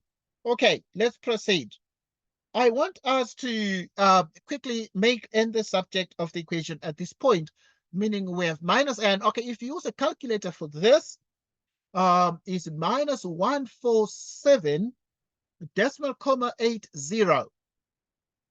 Right, and upon simplification of this and divide through by negative both left and right by -1, we get 147,80. And here comes the question by the examiner. How many withdrawals of 20,000 will Tino be able to make from this fund? So we actually can be able to conclude that Tino will make 147 withdrawals. Tino, right, will make Right, Tino will make 147 withdrawals. Right, 147 withdrawals of 20K, 20,000. Right, so that is what this, but now why did you use this formula in the first place? Why? Because Tino wins a jackpot of 1.6 million, but Tino wins it right now. And if Tino wins it right now and he withdraws 20,000 from the fund at the end of each month, this is at the end of each month. Obviously, examiners set these kinds of annuities, and at the end of each month, these are called ordinary annuities. Ordinary annuities. There are two types. Either it's at the end of each month or at the beginning of each month. But what we do at matric and at high school is at the end of each month because the calculation is simpler. Okay, we're gonna also, with time, we're gonna also do advanced annuities. Okay, so we have answered the question. Next question. So yeah, there will be 147 full withdrawals because 147.8 not. Okay, let us do some calculus a little bit and celebrate ourselves. Determine f prime of x from first principles given this particular function. Okay, this is okay. Given the this function, we want to find f prime of x, but the examiner is saying first principles. There's the formula we use for the first principles, which is the limit. As h tends to 0, f of x plus h minus f of x all over h. This equals the limit. H approaches 0 minus 4 of x plus h squared minus f of x, which is minus 4x squared, divided by h. Which means that you have f of x, which is the limit. H approaches 0 of minus 4. If you square this, it's actually x squared plus 2xh plus h squared plus 4x squared. You divide everything by h. This is the limit as h approaches 0, which is minus 4x squared minus 8xh. Distribute here, multiply through by minus 4, which is minus 4h squared. Okay, I'm moving. I want to finish the whole exam paper. That's the reason why you divide by h. I'm trying to finish within time so that you can sleep. You must have sleeping time at least when you're done. Minus 4x squared and 4x squared would give us 0, and we have minus 8xh minus 4h squared divided by h. This equals the limit as h tends to 0. Okay, some of you, it's new this. To you, it's okay, right? So it's minus 4h. We pull out the common factor h here because we have h in the denominator. It's going to cancel out. Okay, if it's new to you, forgive me. Okay, this is what sometimes you need to be doing this term, but your teachers might have not done it. Okay, so you have this here. So you have minus 8x plus 4x. So it's going to come in the June exam if you have not studied. First principles, this is the formula for the limit. Right, so you have minus 4h here. Going to be part of your June exam. So this is actually minus 4h, like this. Okay, so let us continue right now to simplify this, which means f prime of x. It is actually the limit as h tends to 0 of minus 8x minus 4h, which is minus 8x minus 4h is 0, and this is minus 8x. So that is the answer. So from first principles, this is what we do. I'm yet to spend a bit more time on first principles so that you can understand that, but it's going to be part of your junior examination. Take note of that. There are other things that are much easier, like the next question, where we need to find f prime, determine f prime of x if f of x is this. So if they give you f of x, which is 2x cubed minus 3x, f prime is 2 times 3 x to the 3 minus 1 minus 3 times 1 x to the 1 minus 1. Okay, what is 2 times 3? It's 6. You subtract a 1 here. This is called differentiation. 3 minus 1 becomes a 2 minus. Then we have here, this is 3 times x to the power 0, giving us f prime of x, which is exactly 6x squared minus 3 times x to the 0 is 1. Okay, so here we need to find f prime of x, and this is f prime of x. It is 6x squared minus 3x, and that is the answer. So we proceed to the next question. The next question uses a different notation of the derivative. Learn this. If the examiner now decides to write dx, we read this one dx, right, which is 7 times the cube root x squared plus 2x to the minus 5. And therefore, this means that you have dx, which is 7 times x to the power. This is the cube root, so you can write 2 over 3. You write it in power form using the power rule. Something called the power rule. What is the power rule? Right, so the power rule means the following.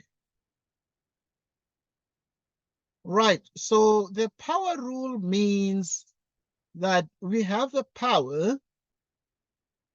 There's something called the power rule. Let me write it here. Right, the power rule. What does the power rule say? The power rule says that y equals x to the n can be differentiated as dy dx. Can be differentiated as dy dx. So you can say, let me write nicely here.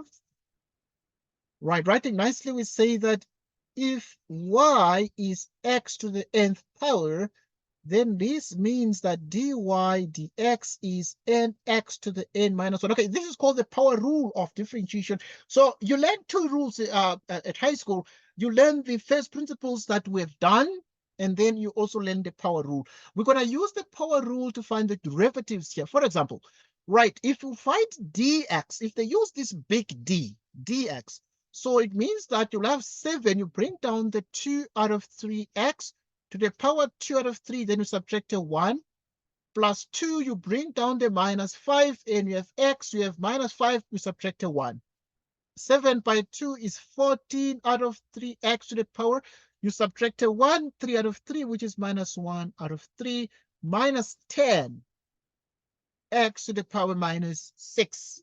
Okay, now learn this, because when you're in the exam, you need to make sure that you leave your answers with positive exponents so that you have 4 out of 3. Sometimes the examiners forget and they don't mention this, so that you have x, 1 over x cubed to 1/3 minus 10 over x to the 6th power.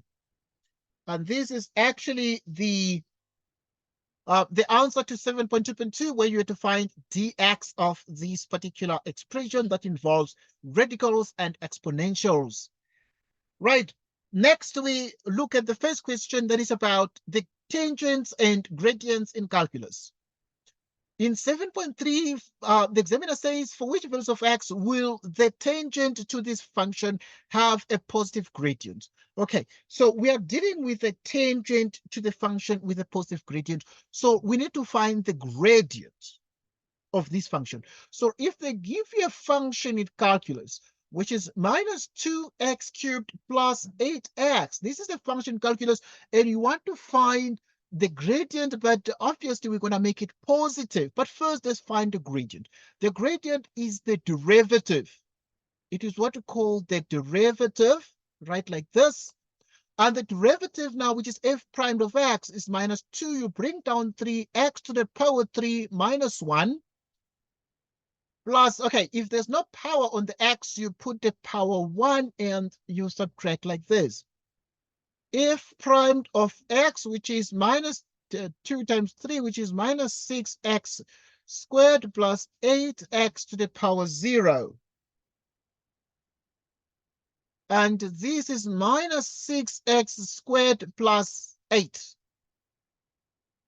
Okay, this thing here, the f prime of x, is called the gradient.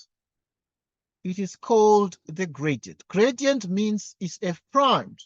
But now the examiner says, for which values of x will the tangent to this have a positive gradient? So if the gradient is positive, let's write here, it means that f prime is bigger than 0, and that means we have a positive gradient. Take note of that. Okay, so if the gradient is bigger than 0, that's what we have, which means therefore we have minus 6x squared plus 8 is bigger than 0, because the gradient is the derivative is f prime of x. But positive gradient means it's strictly bigger than 0, then it is positive. Okay, I can see the time, but I want to finish this paper. I'm just going to try to be as fast as possible so that you can sleep as well. You have school to attend tomorrow. Now, we need to solve this. To solve this one here, the couple of things we need to take into account. We need to divide through by negative, so that we have 6x squared minus 8. And if you divide through by negative both sides of an inequality, the inequality changes direction. This is greater than, it becomes less than, because we multiplied each term by negative. So we also multiplied 0 by negative. We divided both left and right by -1. Why? I wanted to make sure the coefficient of the x squared is positive. Why? We need to factorize. We divide through furthermore by the number 2, getting exactly 2x squared minus 4 is less than 0. Dividing by 2 cannot change the direction of the inequality because 2 is a positive number. Take note of that. What next do we do at this point here? What next do we do at this point? Okay, if divide by 2, this becomes a 3. Divide 6 divided by 2 becomes a 3, but if you divide 8 by 2 becomes a 4. And at this point, we want to obviously factorize this. What are the factors of this particular expression? Right, we can write x squared. It's a bit tricky. Yeah, you can factorize it, but we write 4 over 3. 4 over 3 like that. And there's at this point, we're able to see the critical values. What are the critical values? The critical values are x equals 2 over the square root of 3. So you take the square root of this because it's x squared, so it's plus or minus. So you have x equals plus, but there's also x equals minus the square root of minus 2 over the square root of 3. Okay, just take note of that here. Okay, what is the meaning of these?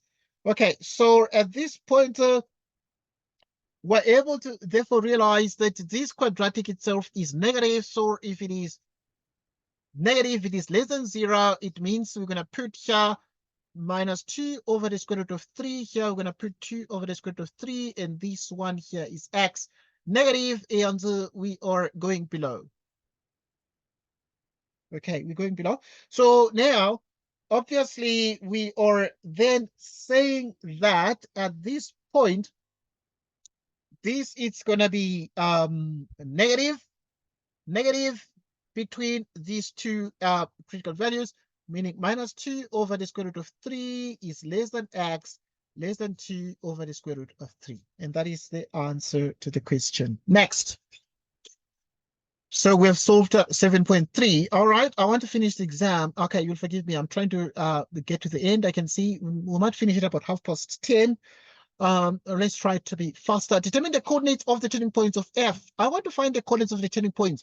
Okay, this is part of your junior exam. Now, how do we find the coordinates of the turning points? We actually need to have minus x cubed plus 6x squared minus 9x plus 4. We find the derivative, which is exactly f primed, which is minus 3x squared plus 12x minus 9.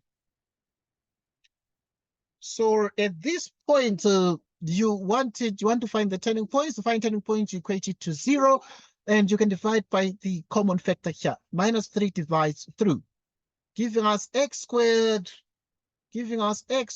minus 4x plus 3 equals 0.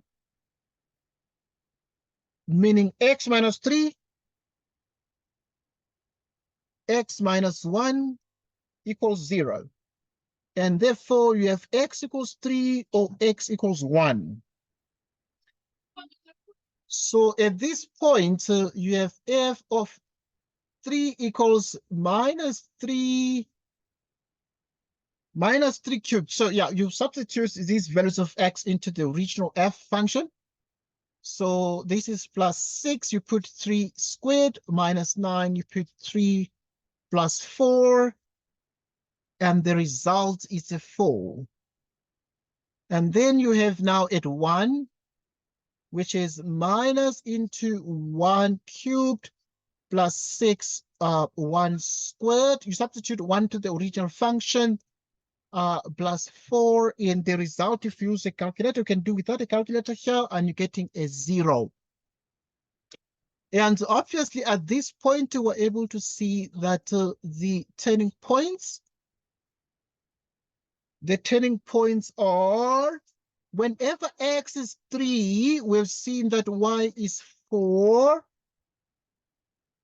And whenever x is 1, y is 0. Okay, we continue. Right. So we have exactly this here. Next question. In the next question, the examiner says, draw a sketch graph of f, clearly label all your points.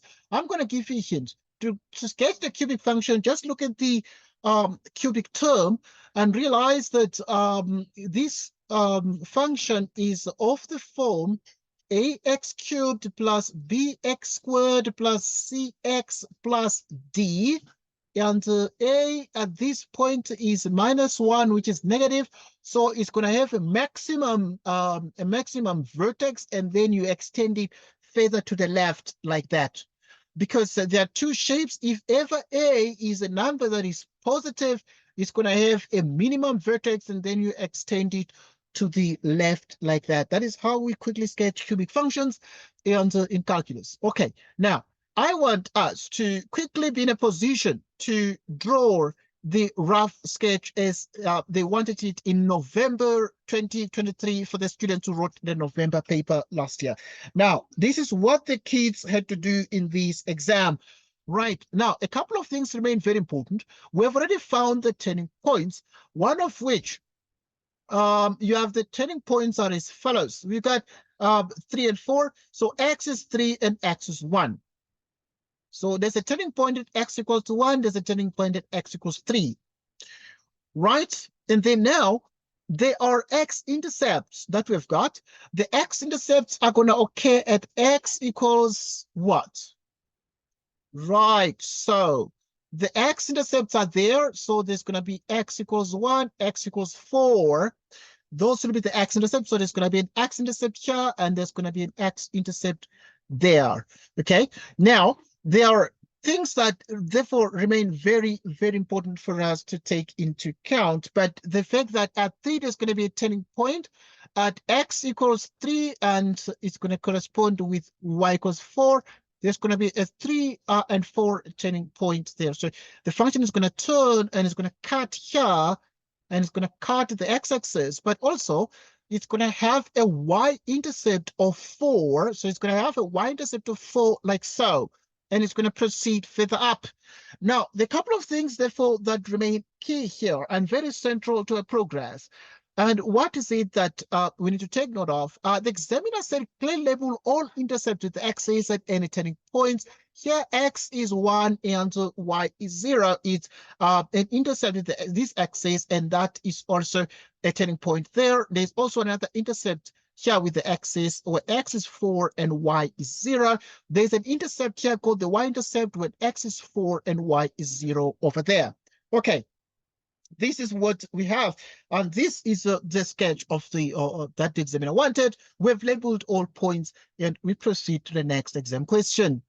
Right, use the graph to determine the values of k for which this function here will have three real but unequal roots. Let's look at 8.3 together.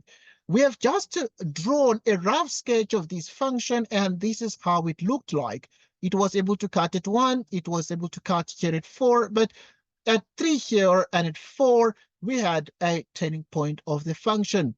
The examiner, so we remember from the previous question that effectively the equation is minus x cubed plus 6x squared minus 9x plus 4, and this equals k. And if this equals k, what does it mean? Okay, it tells you that there are two equations. One equation is the one the examiner gave, and the examiner is playing little tricks. Is introducing another equation, which is the constant function. Right, so to draw the graph of a constant function where k is arbitrary, it can be positive or negative, it can go this way, okay? But we need to decide where to draw it because k is unknown, it's a variable. But now, look, now there are a couple of things that are very important. It is a constant, but it can take any sign. Now, you need to have three real and unequal roots. Okay, now there is a root here, there is a root. Root is a point of intersection. It can cut through there. A root is the x value. A root is the x value at the point of intersection. So there's 1, 2, 3. Okay, it cuts at 1, 2, 3 different points. But now look at these very carefully. It cuts at these 3 points, but now these are different. It is what we want, 3 real and unequal roots. Okay, but now it can be drawn here. Here you have 2 roots. Well, there are three, but these are 2 equal roots. Here there are 2 equal roots. So here there are 3 unequal roots, and here there are 3 unequal roots. If it cuts here, here you have 3 roots because it's a cubic function, but here you have 2 equal roots, and then this becomes the third root. But the examiner wants these to be all unequal, 3 real unequal, all of them, all 3 unequal. So we want it to be cutting in the middle here such that we have 1, 2, 3. So, and for that to happen, it means we have that y is a 4, y is a 4, and then here on the x-axis, y is 0. So which means, therefore, we have that our k must lie between 0 and 4. It must be a y between 0 and 4, between 0 and 4 over there. Between 0 and 4 over there. Or we can then alternatively say k is an element of the interval from 0 to 4. From 0 to 4. In 8.4, the line g of x equals ax plus b is the tangent to f at the point of inflection of f. Determine the equation of G. Let's look at the question 8.4 as the students had to contend with this in the November last year's exam. Okay, I'm going to be finishing quickly at about past, I believe. Right, so in 8.4, the examiner is speaking about what you call the point of inflection.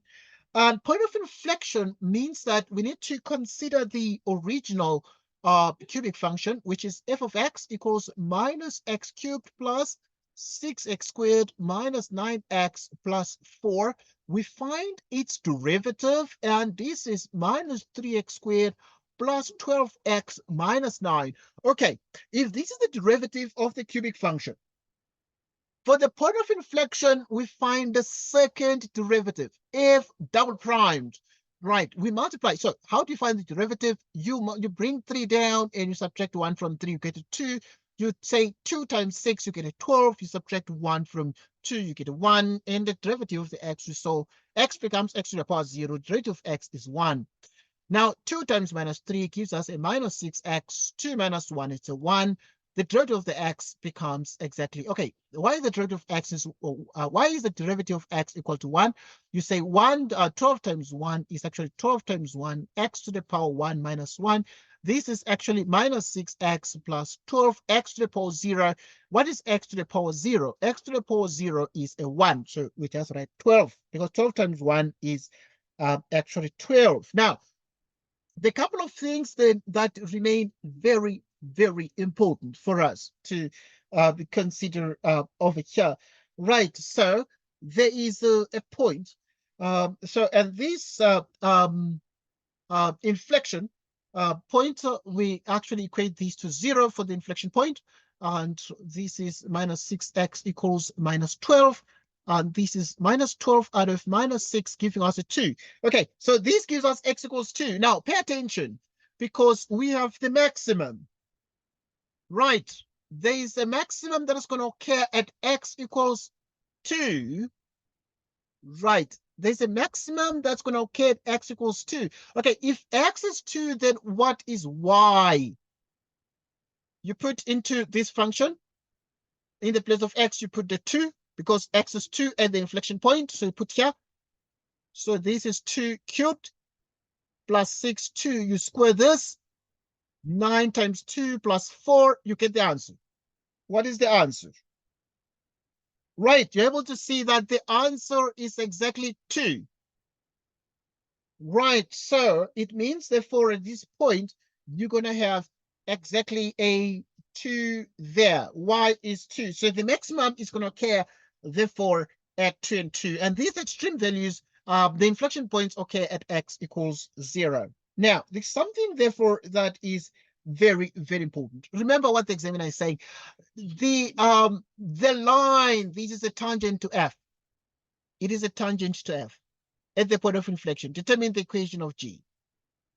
If it is a tangent to f at the point of inflection, we found the point of inflection, and this is the inflection point.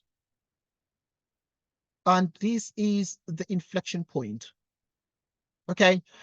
After we found the inflection point, what do we do with this inflection point? We use the formula. We need to find the gradient at the point of inflection. So if f, so to find the gradient at the point of inflection, so we have minus 3, we have 2 squared plus 12, 2 minus 9, and at 2, then you get exactly 3. Okay. This is exactly what we have, and we're going to finish this here. Okay. We're going to use the formula y minus y1, which is equal to m into x minus x1. And this is passing through 2 and 2. Y minus 2, the slope is 3 into x minus 2, which means it is y 3x minus 6 plus 2 is a minus 4. Okay, so we have y equals minus 3x plus 4. And this means, therefore, at this point, our g of x is 3x minus 4. This is what the November students had to do in last year's November exam. Take note of this. Okay, right. I'm doing the whole paper now. I'm trying to get you guys ready for November. But some of the sections are new, and you're gonna be getting familiar with the things as we go along. Let's look at the next question. In 8.5, the examiner is speaking about the value of theta. Calculate. Okay, calculate the value of theta. We have seen these many times in analytical geometry paper 2, but the examiner decided to bring it in paper 1. And they're saying calculate the value of theta, the acute angle formed between G and the x-axis in the first quadrant. Okay, we have already seen something. We have already seen the function G. The function G itself has the equation 3x minus 4. Okay, I don't want to do it to scale. I want to a rough sketch. It's not necessary because they did not say we need to draw. But because the gradient, the slope is 3, it is positive. It is like going up slope. It's not running down slope. Okay, now something very important with it, if we draw the x-axis here, it forms an angle of inclination with the positive x-axis. And the angle of inclination, the formula for the angle of inclination is the tangent of theta formula. What is the tangent of theta formula? The tangent of theta is equal to the slope, the gradient m, meaning that we have the tangent of theta, which is the slope, and the slope equals exactly 3 there. Meaning, therefore, theta is arctan of 3, and therefore arctan of 3 is 71,57 degrees. And this is actually the angle of inclination, 71,57 degrees. Okay, the examiner said calculate the value of theta, the angle formed between G. Okay, if they give you a straight line, even in paper 2, it's common in paper 2, they brought this one in paper 1. But now look, if they give you this equation, this equation is actually of the form something. What is of these are the same as? It is actually the same as y equals mx plus c. Okay, I'm going to let you sleep. I know very well that we're running beyond time here. Okay, so if they give you y equals mx plus, you just take the coefficient of x, that is the slope, 10 theta is equal to m, 10 theta is equal to 3. You use shift 10, right? So theta equals shift 10, 3, and it's 71,57 degrees. Next question.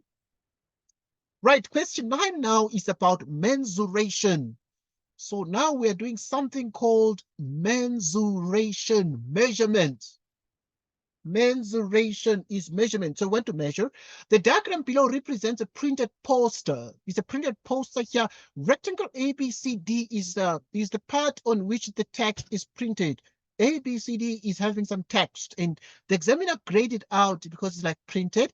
The shaded area ABCD is 432 square centimeters, and AD is X. You have that AD is exactly X. Right, and ABCD is 4 centimeters. Right, so you have that ABCD is 4 centimeters. Right, so from the left and right edges, so we can see 4 centimeters there, and 3 centimeters from the top and bottom. We can see the 3 there. Show that the total area is given of the page is given by that one. Okay, let's look at these and look at these very carefully. There's something we call the area of a rectangle. The area of a rectangle is length by breadth. What is the length? The length is x. And what is the breadth? Call it b. And they said that the shaded area ABCD is 432. The shaded area ABCD is 432. We want to find b. B is 432 out of x. Okay, we just divide by x here.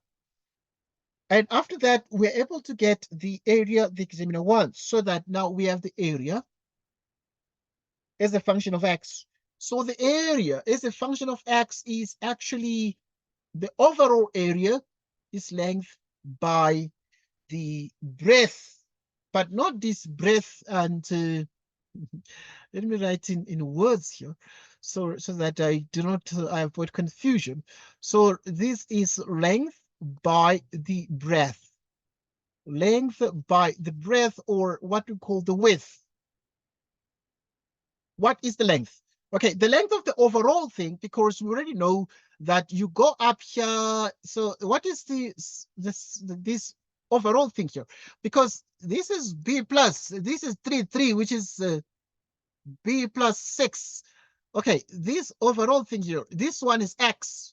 So this is x plus, but there's a 4 and there's a 4, it is exactly 8.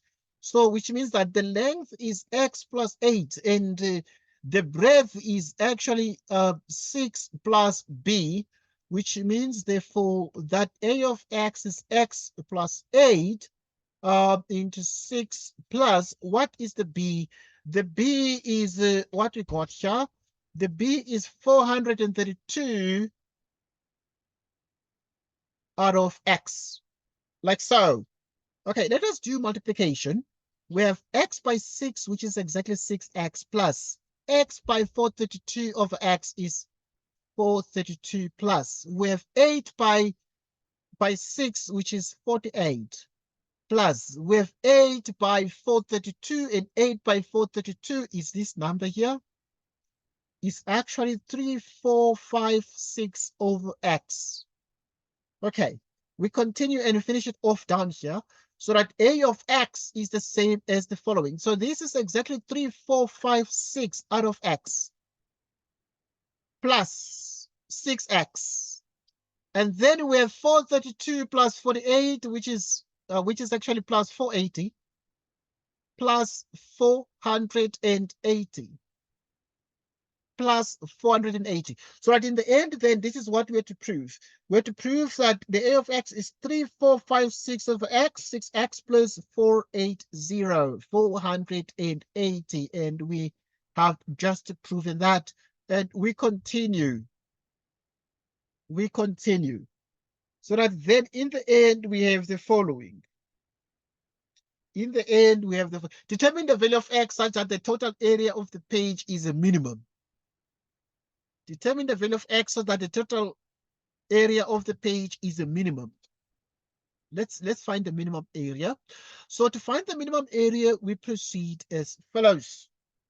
Right, so the minimum area, we know that the area is given by this formula, which is a of x equals 3456 out of x plus 6x plus 480.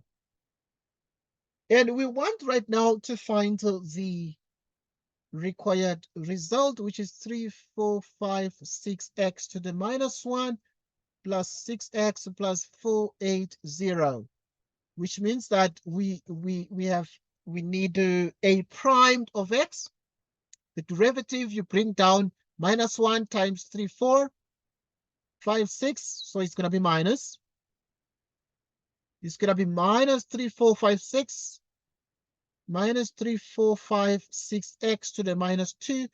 Okay, if there's no power on the x, you put 1 so that it becomes 6 times 1, 6x to the 1 minus 1. Okay, that is a derivative.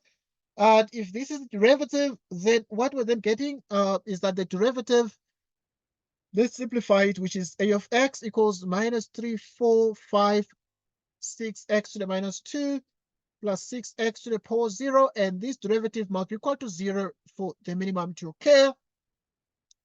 And at this point, we have the following. So we have minus 3456 over x squared plus 6 equals 0.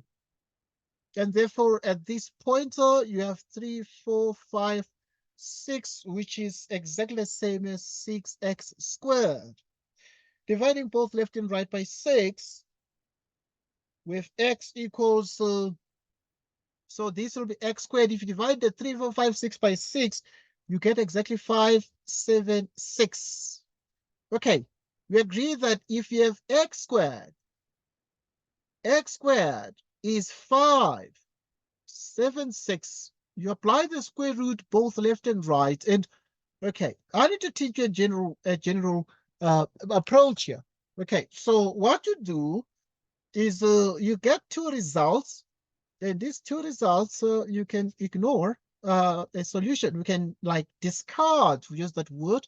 You can discard a solution. So you take the plus or minus square root because it's a square root 576, and you take the square root here, so that x is the same as plus or minus. And the square root of 576 is 24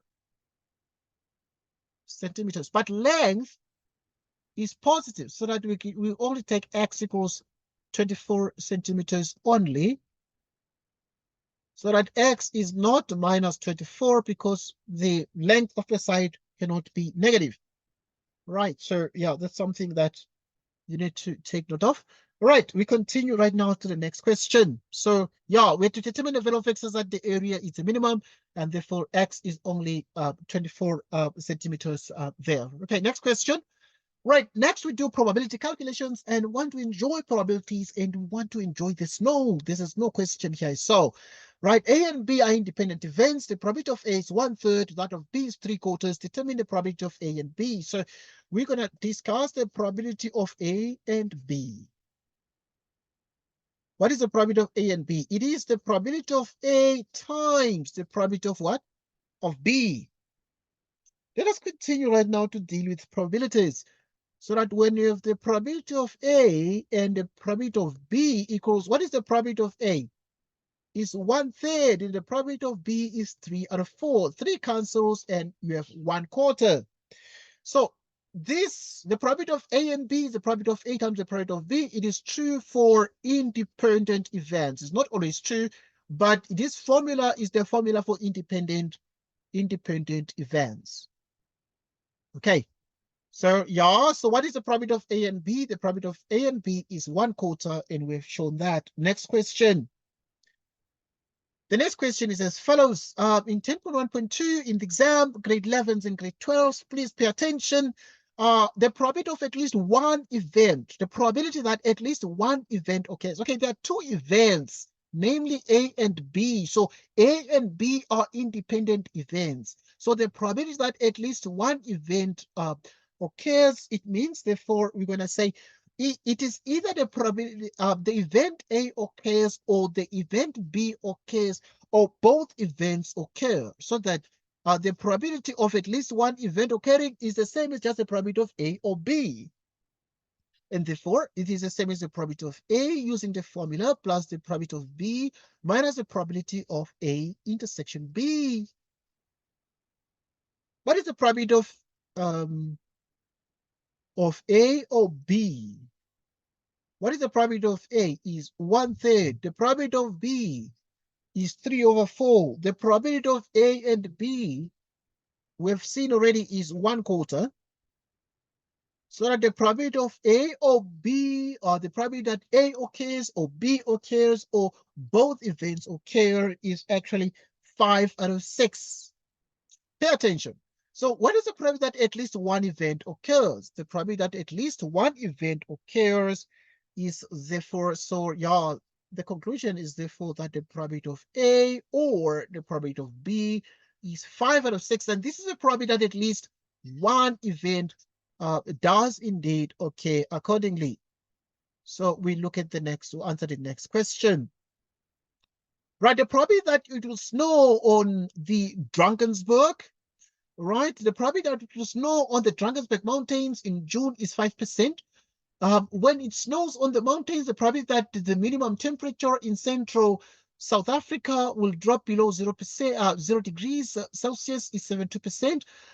If it does not snow on the mountains, the probability that the minimum temperature in central South Africa will drop below 0 degrees Celsius is 35%. Represent the given information on a tree diagram, clearly indicate the probabilities associated with each branch. Let's look at 10.2.1. We have made space available for this one. Right, first things first. So what we're going to do is we're going to look at the two probabilities. There are two instances. The probability that it will snow, and we want to draw a tree diagram, but the probability that it will snow on the Drakensberg Mountains is 5%. So it is either it snows or there is no snow. Either there is snow or there is no snow.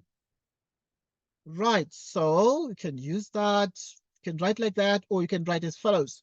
Right, either there is snow or there is no snow. Okay, and then now, if the probability that it snows is 5%, 5% is 0.05.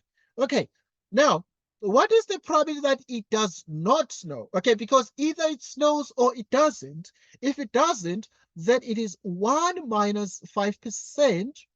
Okay, so we can use the 5%, but we can use the 0.05, and then it's 1 minus 0.05. Okay, grade 11s and grade 12s, please pay attention to the tree diagrams. They are there in the exam.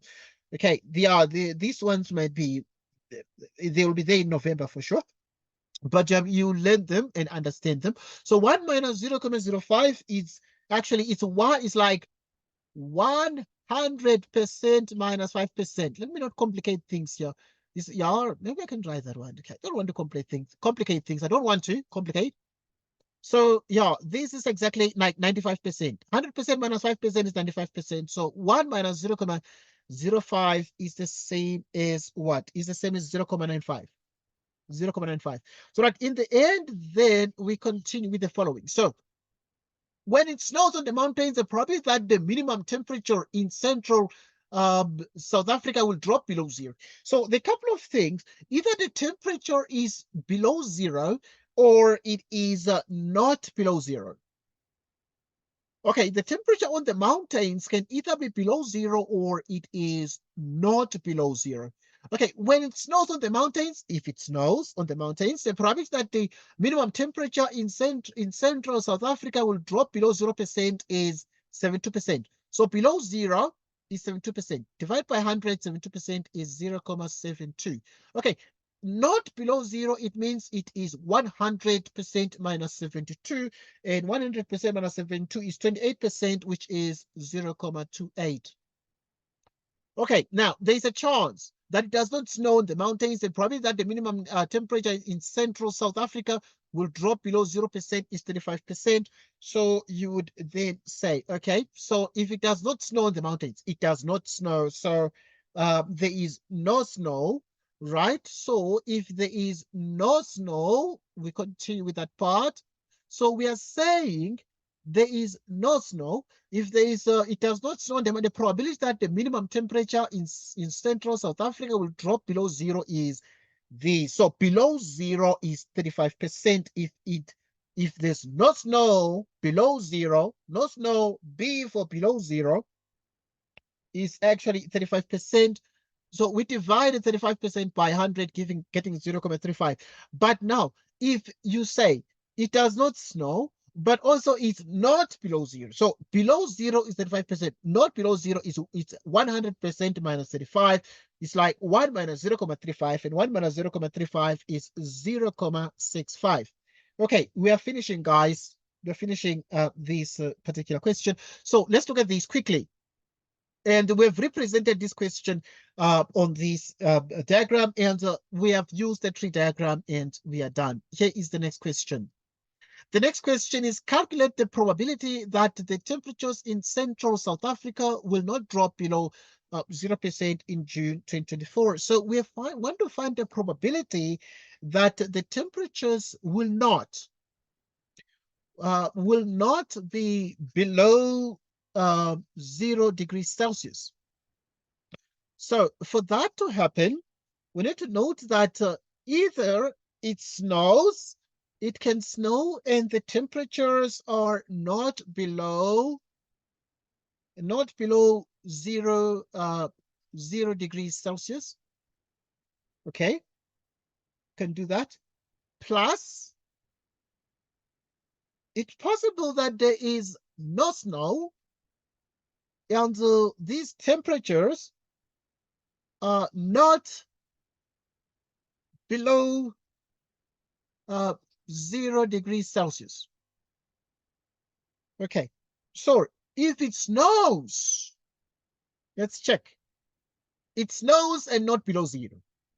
Okay, snows is 0.05. And not below 0 is what? Right, so not below 0 is 0.28.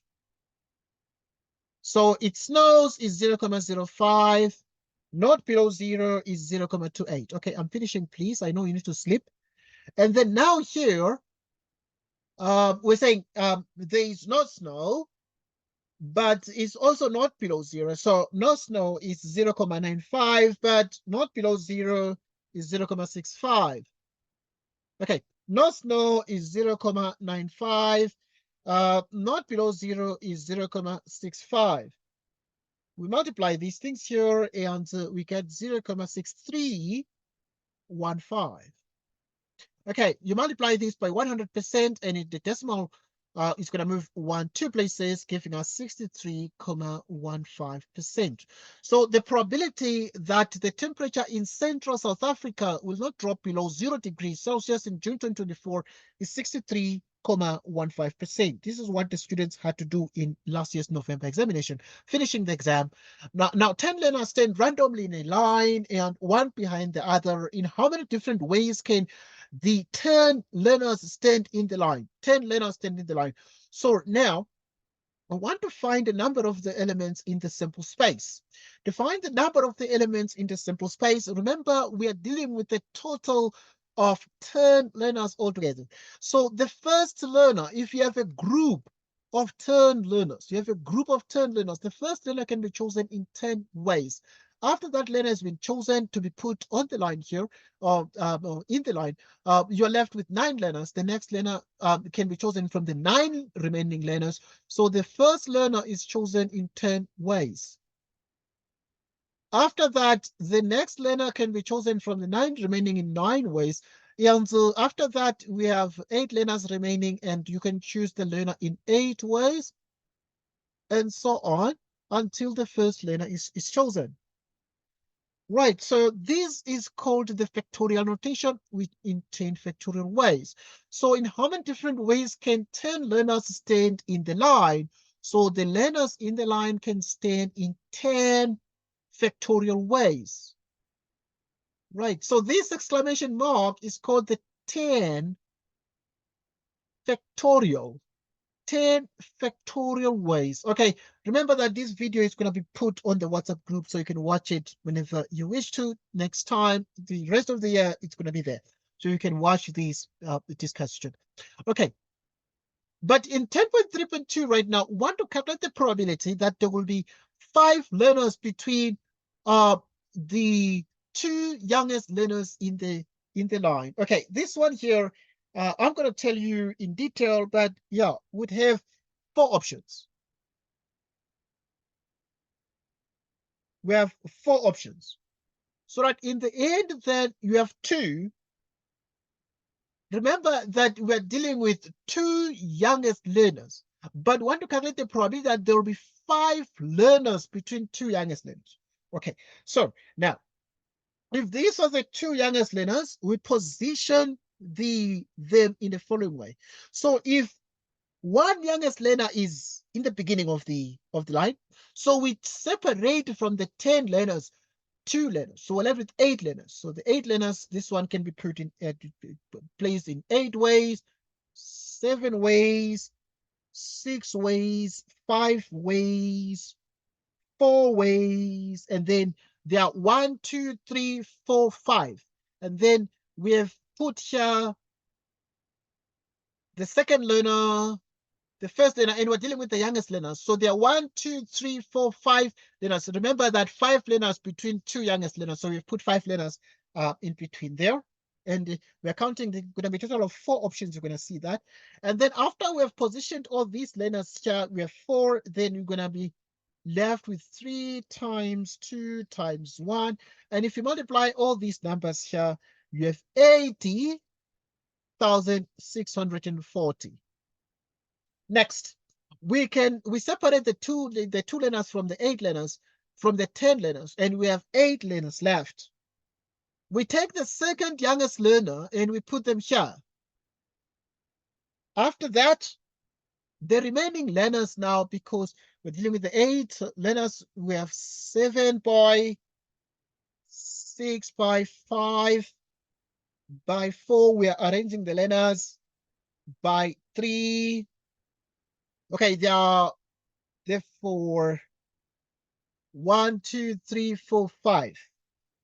Then by 1. 2 by 1. Okay, let's look at this now. Okay, this one here is 1 learner, and this one here is 1 learner. So 1, 2, 3, 4, 5. So we have 5 learners that are put between 2 youngest learners. And therefore, if you multiply everything here, it is 80,640. Okay, we're finishing, please. I know you need to sleep. Then you have separated 2 learners from the 10, and then you have 8 learners to order. Then now you have 8 by 7. Then you can put the second youngest learner here. Then now after you have 8, 7, then you're going to have 6 by 5. You need 5 learners. By 4, by 3. Okay, there are 1, 2, 3, 4 by 1, 5. Then you can put 1 youngest learner here. Then by 1, and this is 8640. Okay, now you have 8 by 7 by 6. And then now we can put the second youngest learner here. And then we want to have 5 learners here. So this is 5 by 4 by exactly 3 by 2 by 1. Okay, this was a slightly tricky question to do. Okay, sometimes I can put these tricky questions in the exam. 1, 2, 3, 4, 5. Okay, so yeah, plus one youngest learner here. So we have put 5 learners between 2 youngest learners. And if you multiply 8 by 6 by 5 with the calculator, you get 80,640. What is the total number of possibilities? So we're going to calculate here the total number of possibilities. Right, the total number of possibilities, you add 80,640, all of them. 1, 2, 3, 4 of them, because the total of 4 options. And this is 322,560. Okay, now let's look at the probability that we have 5 learners in between. The probability of 5 learners in between. What is the probability of 5 learners in between? So if you add all of them, it's 322,560. We have 322,560. You divide by 10 factorial. And therefore, if you divide everything here, it becomes 4 out of 45. This was the very last question, but it was there to separate boys from men, girls from women. It was there to separate the gifted from the average. This question was there to get you and to make sure you'd not easily get 100% in the exam. But there is the answer. Thank you so much, guys, for joining us. It was awesome having you, and I will see you guys tomorrow. I'm going to post a video in the next couple of minutes. Thanks a lot, Nombuso, and have a good evening. Until tomorrow, I want us to have more classes this week. So get yourself ready for more classes this coming week, because I want us to prepare like never before. I know that your exams have started.